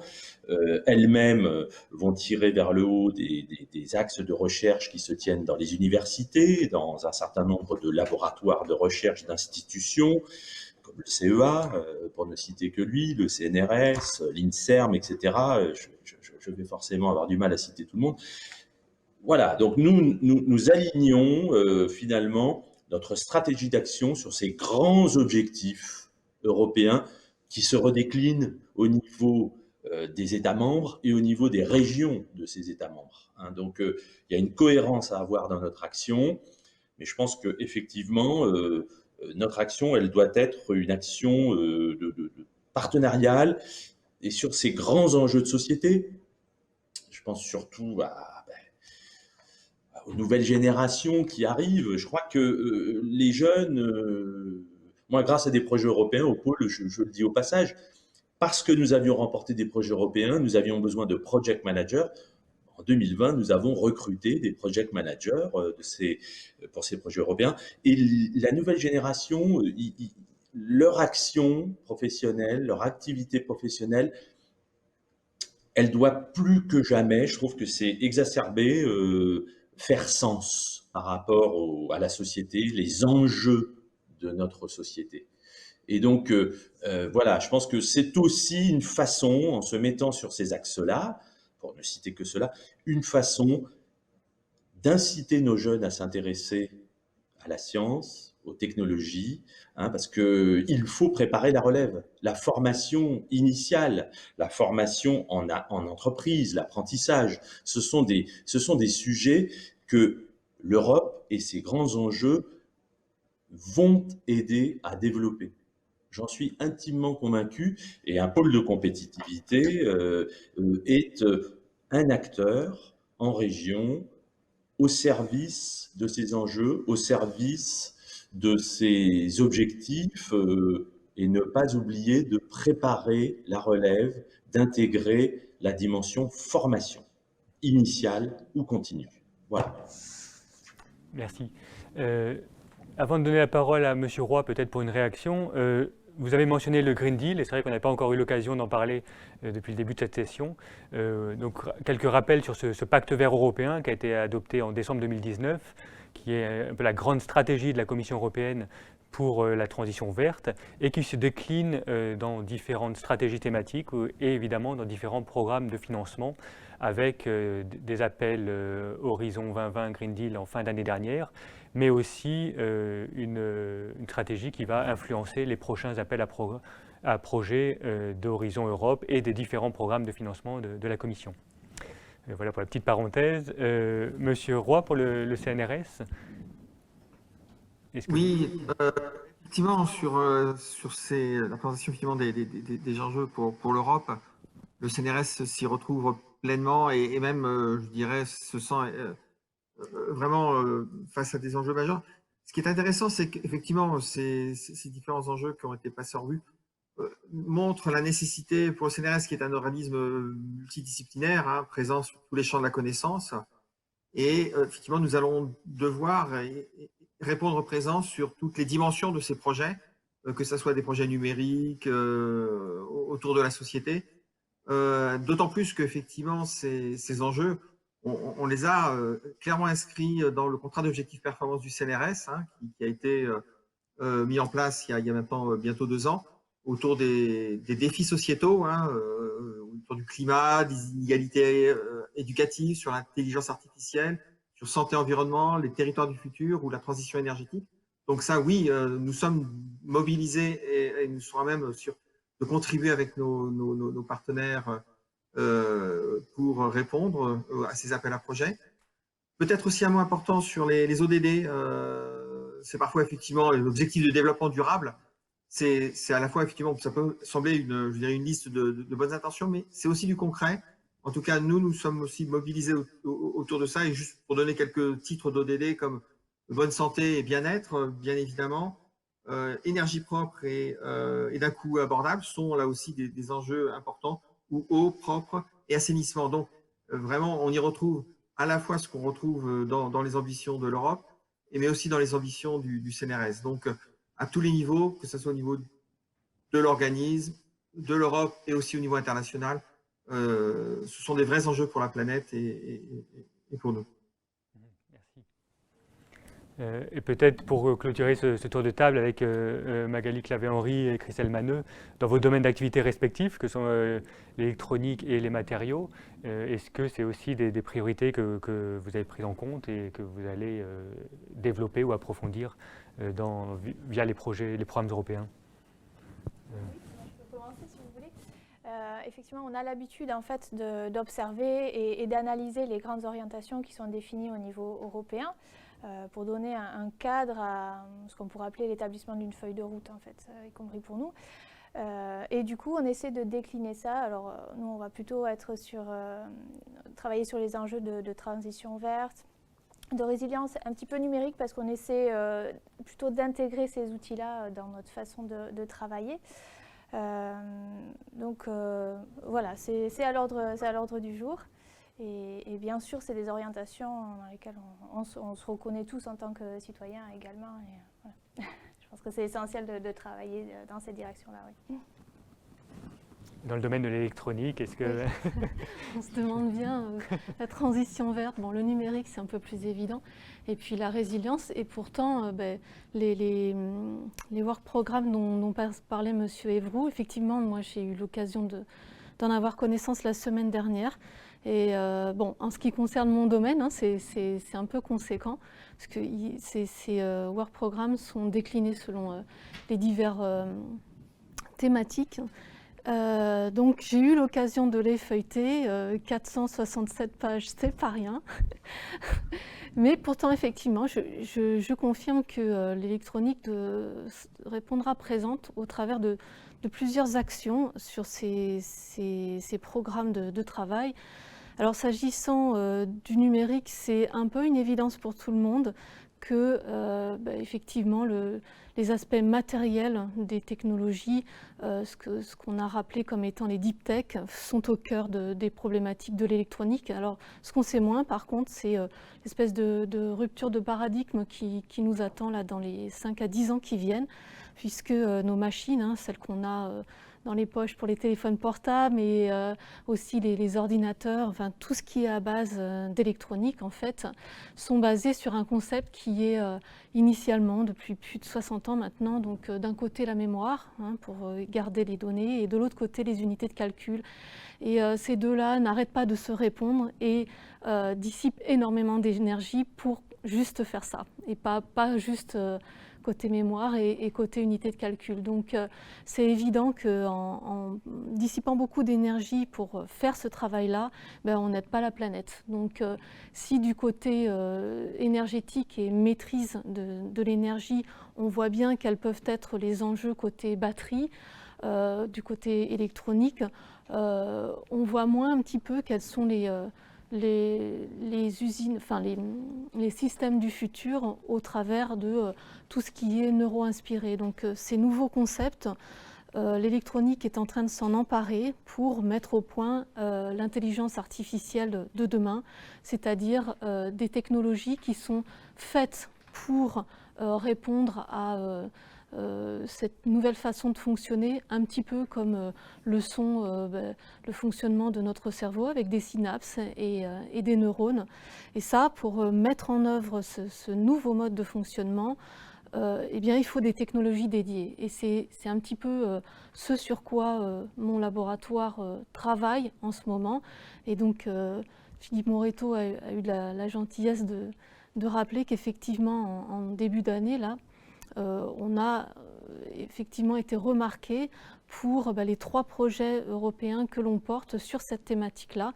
Et donc, oui, l'électronique répondra aux futurs enjeux côté numérique et côté énergétique également. Et pour ce qui est de la résilience, effectivement, j'ai également constaté que dans les work programmes à venir, l'électronique a son rôle à jouer, puisque quand on connaît en fait la chaîne de valeur de l'électronique, donc du fondeur, comme peut l'être par exemple chez nous, c'est ST Microelectronics qui peut être cité.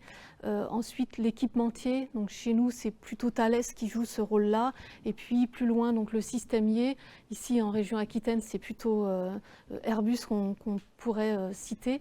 Eh bien, cette chaîne de valeur-là met en œuvre des systèmes électroniques qui peuvent, si au départ, côté fondeur, ils n'ont pas été conçus spécialement pour tel ou tel systémier ou tel et tel équipementier, eh bien, cette chaîne de valeur a cette versatilité-là pour se reconfigurer et finalement présenter des aspects de résilience pour tout un chacun finalement, y compris du côté santé évidemment, puisque tout ce qui est capteur et puis système embarqué, donc c'est là où on va faire le lien avec l'intelligence artificielle du futur, donc l'intelligence artificielle matérielle, donc tout ce qui a trait à l'électronique, encore une fois, va répondre présent en tout cas, si on en croit les work programmes tels qu'ils ont été rédigés. Merci. Alors, ça me fait venir un commentaire sur la transition verte et la transition numérique. On parle souvent des transitions jumelles, mais c'est vrai que la dimension verte de la transition numérique et la dimension numérique de la transition verte sont également des éléments importants. Et avant peut-être d'ouvrir les questions du chat, je voudrais une dernière précision. Vous avez mentionné les programmes de travail qui définissent en fait les priorités et les attendus de la Commission pour chacun des appels à projets. Alors, à part ceux que M. Evroux mentionnait tout à l'heure, ils ne sont pas encore publiés, mais on a quand même déjà des versions préparatoires ou des informations sur ces programmes de travail. Donc, il ne faut pas hésiter à vous manifester, à vous faire connaître pour voir si ça peut correspondre aux futures priorités. Alors, peut-être maintenant, je vais ouvrir le chat et voir s'il y a des questions de participants pour nos intervenants. Oui, merci Antoine de me donner la parole. Donc effectivement, peut-être une première question à Magali Clavé-Henry de l'entreprise Rescol sur effectivement les enjeux et l'intérêt de participer aux programmes européens pour une PME spécifiquement. C'est quelque chose qui est revenu assez souvent dans le chat. Alors, nous on a une... Alors, aujourd'hui, on est la première PME à recevoir des financements provenant de l'Europe en Nouvelle-Aquitaine. Alors, ça nous donne un profil un petit peu particulier. Cela dit, on a été tout petit, tout début, on est impliqué dans les programmes européens depuis le 6e programme cadre. Aujourd'hui, on est né au 9e. On a commencé tout petit. Alors, on avait une équipe toute petite à l'époque, mais multiculturelle. Donc, je pense qu'on avait une ouverture en fait à la base vers l'étranger, et qui nous a amené à regarder vers les programmes européens. Alors, j'ai bien conscience que c'est pas le cas pour tout le monde, mais il y a quand même un gros travail de communication qui est fait par ADI, des pôles, etc. sur les bénéfices qu'on peut en retirer. On a parlé tout à l'heure de visibilité, de réseau. C'est des arguments que je partage complètement. Après, pour une PME, ce qu'il ne faut pas négliger, c'est en fait le levier en fait, que les programmes européens peuvent avoir pour sécuriser typiquement des recrutements et puis aussi des investissements immatériels ou matériels en termes d'équipement, de pointe, pour nous permettre d'aller plus loin dans la recherche, dans nos développements. Oui. Peut-être une question annexe à ceci, parce qu'on a évoqué également la notion d'excellence scientifique. Comment on décline celle-ci dans une entreprise? C'est-à-dire quel enjeu de cette excellence scientifique pour une PME? Comment vous allez briller, entre guillemets, à travers ceci? Alors, je l'ai dit tout à l'heure, on a l'habitude de regarder les grandes orientations qui sont issues des programmes européens. On fait le même travail au niveau il y a des feuilles de route au niveau national, typiquement, qu'on a l'habitude d'analyser, de décliner et de porter à la connaissance de nos ingénieurs pour que dans leur veille bibliographique, dans leur recherche d'idées, ils soient nourris de ça et qu'on arrive à avoir des idées qui s'intègrent en fait avec qui soient bien en cohérence avec ces orientations-là. D'accord, très bien. Et vous allez vous arrivez à valoriser aussi cette excellence scientifique. Peut-être là aussi une question qui est en lien. D'abord Madame Clavé-Henry et puis peut-être Madame Maneux de l'Université de Bordeaux. Quel retour sur investissement pour une PME, mais également aussi pour un laboratoire de recherche, de participer à ces appels à projets européens, parce qu'effectivement, ça nécessite un certain travail, une certaine rigueur aussi et du temps, bien évidemment. Donc, quel retour sur cet investissement? Alors, pour Rescol, donc c'est vrai qu'on a un petit peu un double profil. On est à la frontière entre presque ce qu'on pourrait appeler un centre de ressources technologiques. C'est d'ailleurs comme avec ce profil-là qu'on a commencé. On a opéré un changement de modèle économique il y a quelques années où on s'est orienté vers plus de valorisation, d'exploitation des résultats issus de ces projets-là. C'est d'ailleurs un travail que je mène à Rescol. Alors, ça s'est fait en intégrant des filiales de production. Donc, on est dans une logique où on va regarder quels sont les résultats qu'on peut extraire de ces projets-là et les transformer en termes de produits. Donc, pour cela, on mène des études de marché, typiquement. Et donc, la valorisation, elle se fait à ce niveau-là, en fait, en transformant les résultats sous forme de produits. Alors, dans notre cas, dans les matériaux, ça peut être des peintures, des adhésifs, des composites, des résines. Voilà. Et pour un laboratoire de recherche, donc c'est bien évidemment des publications, donc un nombre de publications qu'on peut espérer faire croître, mais aussi du niveau de la publication. Ça, c'est très important à comprendre. Cette visibilité-là, au travers du niveau de publication, elle est majeure dès qu'on collabore à un projet européen. Non seulement parce que voilà, on publie aussi avec des collègues qui, eux aussi, sont de bon niveau, et l'accès aux technologies.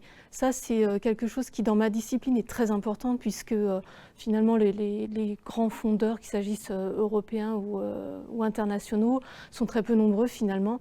Et donc, avoir accès à ces technologies, c'est très important parce que ces technologies de pointe nous permettent de démontrer et de créer finalement les technologies du futur en extrapolant les résultats et en montrant ce qui est de l'ordre du possible et les voies qui, par ailleurs, devraient être abandonnées parce qu'elles ne seront pas fructueuses à l'avenir. Donc l'accès aux technologies de pointe est très important pour un laboratoire de recherche. Très bien, merci de vos réponses respectives. Peut-être une question à notre animateur, Antoine Vidot.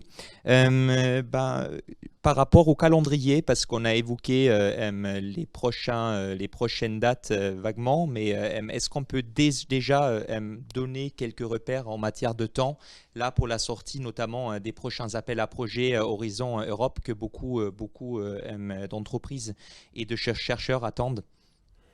Merci pour la question. Alors je Monsieur Evroux et Monsieur Brossard, n'hésitez pas à me compléter et à me corriger. D'après les informations qu'on a, la rédaction des programmes de travail se poursuit et devrait être finalisée dans les prochaines semaines. Ça peut être fin avril, début mai pour la plupart des programmes de travail d'Horizon Europe. Pour les autres programmes, c'est à peu près le même calendrier. Les premiers programmes de travail et donc les premiers appels à projets devraient être publiés à partir d'avril-mai. Pour certains types de dispositifs, la démarche partenariale, comme disait Madame Boudinot en introduction, va être prolongée encore de quelques mois. Et donc, des appels à projets, notamment dans les partenariats publics-privés d'Horizon Europe, sont plutôt attendus d'ici la fin de l'année 2021, voire le début 2022. Je crois que le calendrier pour les fonds structurels est aussi de cet ordre de grandeur, donc les fonds régionaux. Voilà, je ne sais pas si M. Evroux et M. Brossard veulent compléter mes propos.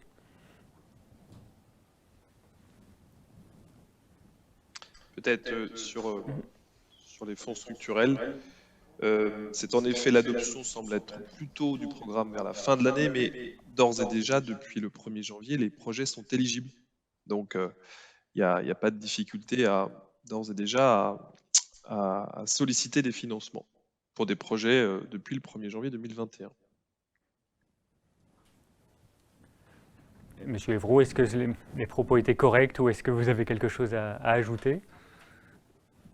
Oui, tout à fait correct. Merci beaucoup. J'ajouterais que sont déjà ouverts pour Horizon Europe les premiers conseils européens de la recherche, du Conseil européen de l'innovation. Et donc, on est là sur, je dirais, les deux bouts du continuum recherche-innovation. On a également ouvert très récemment des premiers appels du cluster santé et des infrastructures de recherche, puisqu'on parlait de l'accès aux équipements de pointe pour soutenir la lutte contre la pandémie. En ce qui concerne la grande partie des appels à projets, et tous ceux qui concernent de toute façon le deuxième pilier, celui des 6 clusters, la date envisagée pour la publication est aujourd'hui de la première semaine de mai, donc d'ici moins d'un mois.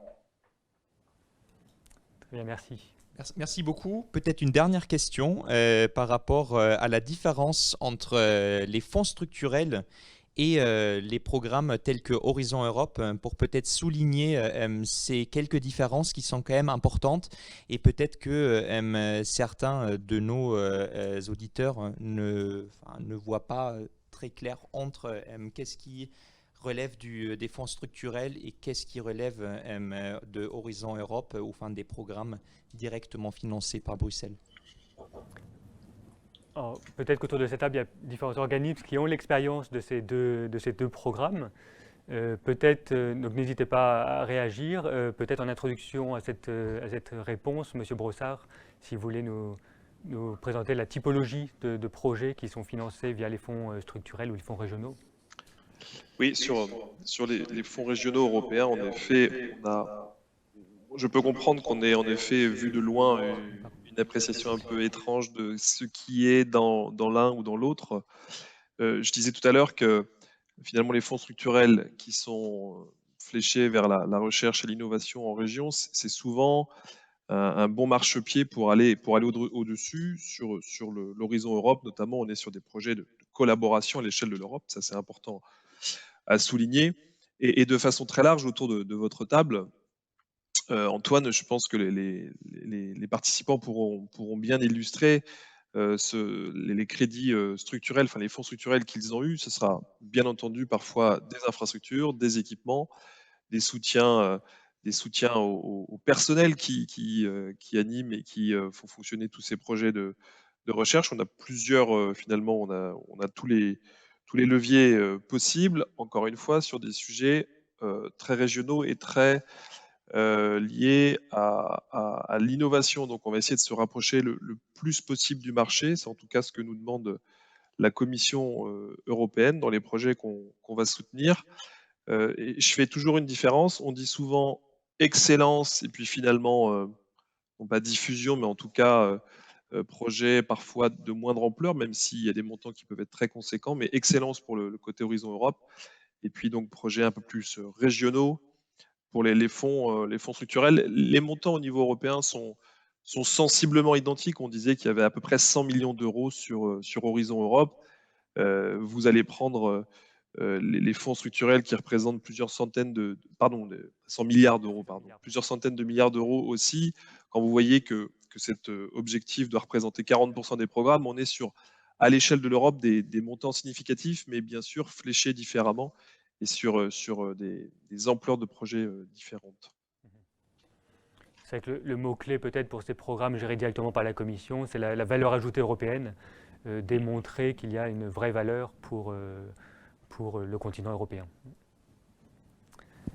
De ces réponses. Peut-être juste de ma part une réponse à une question là dans le chat concernant les aides à la rédaction de projets. Donc effectivement, suivra cet après-midi à 14h30, ça sera annoncé tout à l'heure, une session dédiée au montage de projets. Donc là-dedans, effectivement, sera abordée cette thématique. Merci beaucoup. Avec des expériences de porteurs de projets et d'organismes. Peut-être avant de laisser Kylian dire le mot de la fin, je voudrais faire un rapide tour de table avec le message principal que vous retenez. Lors de la préparation de cette table ronde, l'une d'entre vous m'a mentionné le mot que les anglo-saxons utilisent, le mot de take away. Et donc peut-être vous interroger pour finir sur l'idée principale que vous retenez de cette table ronde, le conseil que vous donneriez à des organismes qui voudraient se lancer dans les futurs appels à projets 2021-2027. Est-ce que M. Floch, par exemple, vous voulez commencer? Eh bien, écoutez, qu'est-ce que je vais retenir? D'abord, j'ai trouvé que l'échange était très riche et je remercie les participants d'avoir témoigné de leurs expériences respectives. Moi, je pense que d'abord, pour ce qui concerne de la recherche et de l'innovation à l'Europe, je crois que ça a été dit par une de mes collègues, là, n'ayez pas peur. Je pense surtout aux laboratoires, je pense surtout aux petites et moyennes entreprises. N'ayez pas peur, osez aller à l'Europe. Je crois qu'il faut regarder les choses avec une certaine lucidité. Il y a un certain tarissement des aides publiques, hein, que ce soit au niveau national, en descendant au niveau régional. Donc je pense qu'il faut qu'on regarde davantage à l'Europe. Alors c'est vrai, aller à l'Europe, c'est chronophage, c'est compliqué, le taux de succès étant faible, ça peut en dissuader plus d'un. Mais n'ayez pas peur, osez. Et je pense que pour réussir, il faut chasser en meute. Et c'est pour ça que les pôles de compétitivité, en particulier, plus largement au plan européen, le cluster, est un allié pour augmenter vos chances de succès dans les projets européens. Trouver les bons partenaires, que ce soit dans la chaîne de valeur ou que ce soit au niveau des États membres. Hein, la répartition géographique, c'est aussi une dimension très importante pour la constitution d'un consortium. Donc, n'hésitez pas, osez, travailler en collaboratif, travailler avec les pôles de compétitivité qui ont un objectif fort fixé par l'État et les régions, concernant l'innovation à l'Europe, la recherche et l'innovation à l'Europe. Donc, nous sommes là, nous sommes prêts pour travailler avec vous. Merci. Monsieur Moretto, est-ce que le mot principal, l'idée principale que vous retenez? Je ne vais pas paraphraser ce que vient de dire Hervé, mais c'était bien mon intention de motiver mes collègues qui sont dans les équipes et dans les laboratoires. Effectivement, il faut oser. Alors ça peut être perçu parfois comme du temps qui est consacré, des efforts. Même un dossier qui n'arrive pas jusqu'au bout, on en retire toujours quelque chose. Ne serait-ce que le fait de prendre part à un nouveau consortium, de réfléchir, de faire du brainstorming en commun sur les grands enjeux de notre discipline, d'échanger à ce niveau-là. Il est clair que si vous êtes prépositionné, si vous êtes déjà dans des réseaux, vous serez sollicité de toute manière.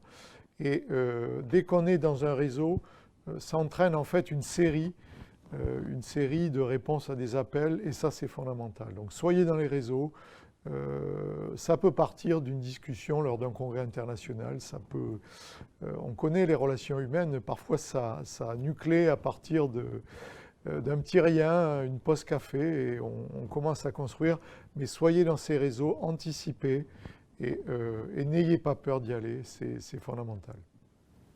Merci. Et surtout utilisez les aides qui vous sont fournies. N'hésitez pas à vous rapprocher des services compétents, vous en discuterez cet après-midi, et allez chercher les compétences là où elles sont pour vous aider. Merci. Monsieur Roy, est-ce que je peux vous donner la parole pour ce petit mot de final? J'ai rouvert mon micro. Oui, non, là, je partage pleinement les messages passés et vraiment, je ne vais pas les répéter. Peut-être quand même, effectivement, comme au niveau de la direction des relations des entreprises, en fait, le constat qu'on fait, c'est que les enjeux dont on a parlé, hein, que ce soit ceux de la commission, des ODD, ceux du CNRS, sont aussi des enjeux des entreprises. Je veux dire, les entreprises sont des acteurs sociaux, ils sont pleinement impliqués dans la société, et donc il y a matière à travailler ensemble avec effectivement les opportunités que nous offre la Commission européenne pour faire de nouveaux projets, de nouvelles découvertes, de nouvelles inventions, de nouveaux brevets, et bien sûr à terme de nouvelles innovations. Et donc là, c'est vraiment une opportunité unique avec ce démarrage d'Horizon Europe de travailler ensemble, tous ensemble, la recherche et les entreprises, et bien sûr la recherche en entreprise. Merci. Madame Maneux, est-ce que vous prenez la suite? Bah, je vais me paraphraser du coup. Oui, je suis complètement d'accord. Osez, n'ayez pas peur. De toute façon, il n'y a jamais que le premier pas qui coûte. Et même si effectivement la première fois, ça peut paraître un peu décevant, moi je peux témoigner que donc en 2016, j'ai déposé donc mon premier projet européen en tant que porteuse. Et donc l'Europe donne une note sur 15. Et à l'époque, donc j'avais eu 11,5. J'avais passé la barre d'éligibilité, mais ça s'était arrêté là. La fois suivante, donc en 2018, j'ai eu 13,5 sur 15. Et finalement, donc l'année dernière, 15 sur 15. Donc moi, je dirais à mes collègues, n'ayez pas peur parce que vous allez faire ce que vous savez le mieux faire, c'est-à-dire apprendre. Et en apprenant, eh ben, vous allez aller vers de mieux en mieux. Voilà. Merci. Monsieur Fusé. Oui, alors ce que je dirais, c'est l'Europe, c'est la visibilité et la qualité de la recherche à tout niveau, recherche très amont, recherche très aval en partenariat avec des industriels. Donc moi, c'est ce que je retiens. Et surtout, c'est de la collaboration, mais c'est de la collaboration en interne, c'est-à-dire qu'il ne faut pas se sentir obligé de connaître, comme nous, on a eu l'air là autour de cette table, l'Europe d'un bout à l'autre avec EU4Health jusqu'à des déclinaisons très, très, très fines. Mais vous, venez voir les gens qui connaissent, venez nous rencontrer et on a les capacités d'orienter au niveau de la région, au niveau des organismes nationaux, au niveau de l'université et de vous faire trouver les bons partenaires et de réussir votre projet. Il y a des financements à tout niveau et surtout ce sera de la qualité et une visibilité internationale qui va être augmentée. Merci. Magali Clavé-Henry. Je veux bien. Alors, je ne vais pas reprendre tout ce qui a été dit déjà, mais peut-être une réaction. Ce qu'on entend généralement, c'est compliqué. J'aurais tendance à dire que c'est peut-être une idée reçue qui est liée peut-être à la barrière de la langue et à la grandeur du programme, mais très sincèrement, au niveau pratico-pratique, quand on se lance sur un montage ou même dans la gestion, on s'aperçoit assez rapidement que c'est pas plus compliqué que des instruments de financement au niveau national. Donc ça, c'est une chose que je voulais porter à l'attention des participants. Et puis, ça a été dit par M. Moretto, l'idée qu'un premier projet ou une première tentative peut en cacher une autre. Donc, il faut oser et persévérer à la fois. Monsieur Brossard. Non, mais je crois que le message a été donné. déjà, quand il est dit « n'ayez pas peur », c'est vrai, n'ayez pas peur. Vous avez tout un environnement, un microcosme pour vous accompagner. Et ça ne fera pas mal, vous risquez une seule chose, c'est de réussir. Et comme le disait l'une des précédentes intervenantes, si vous n'y arrivez pas, vous recommencerez et vous apprendrez. Donc vraiment, sur ces sujets européens, une fois que vous êtes tombé dedans, vous avez du mal à vous en passer. Donc voilà, je vous incite à le faire, à vous mettre dans ces démarches-là et à vous faire accompagner, surtout à vous faire accompagner par les bons réseaux, les bons acteurs, à quelque niveau que ce soit. Merci. Et Monsieur Evroux, alors je sais que ce n'est pas évident de finir le tour de table, mais je voulais laisser le dernier mot de ce tour. Un grand merci pour votre invitation, pour servir de pendant à votre invitation à ne pas avoir peur, qui me semble effectivement tout à fait pertinente. Je voudrais renchérir et dire que, en quelque sorte, nous avons besoin de vous. Un dernier mot-clé que j'aimerais amener dans cette discussion, c'est celui de la synergie. D'abord, synergie pour vous convaincre que puisque nous avons besoin de vous, nous essayons de simplifier dans la mesure du possible les différentes opportunités d'investissement. Et c'est pour ça, tout à l'heure, que j'ai insisté sur les 6 priorités politiques de la présidente Ursula von der Leyen, par laquelle nous souhaitons également établir des ponts entre les différents programmes de l'Union et ainsi répondre à vos besoins de stratégie. Synergie aussi entre vous-même et avec vos réseaux européens, parce que l'Europe de la recherche est également une manière de faire vivre le projet européen dans le monde contemporain et de l'amener dans le futur. Et encore une fois, merci beaucoup et bravo pour vos participations jusqu'à présent. Merci beaucoup. Avant de laisser le mot de la fin à Kylian, qui va vous présenter les prochaines étapes, et notamment celle de cet après-midi, je voudrais remercier grandement tous les intervenants de cette table ronde. Merci beaucoup d'avoir été présents avec nous ce matin et pour vos éléments très importants et très intéressants à cet échange.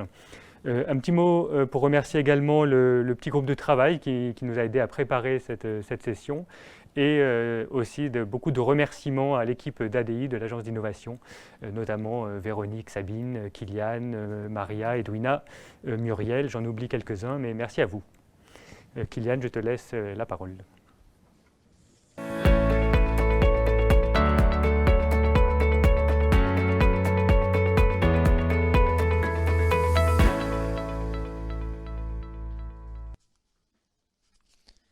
Mesdames et messieurs, merci d'avoir suivi cette première session de lancement de notre campagne de communication autour des programmes européens destinés à la recherche et l'innovation. Donc, je vous invite de nous retrouver dès cet après-midi pour la seconde session qui sera dédiée au montage de projets. Donc, vous allez apprendre justement comment on monte un projet, comment on va entrer en contact avec des partenaires, comment les retrouver, les détecter, identifier.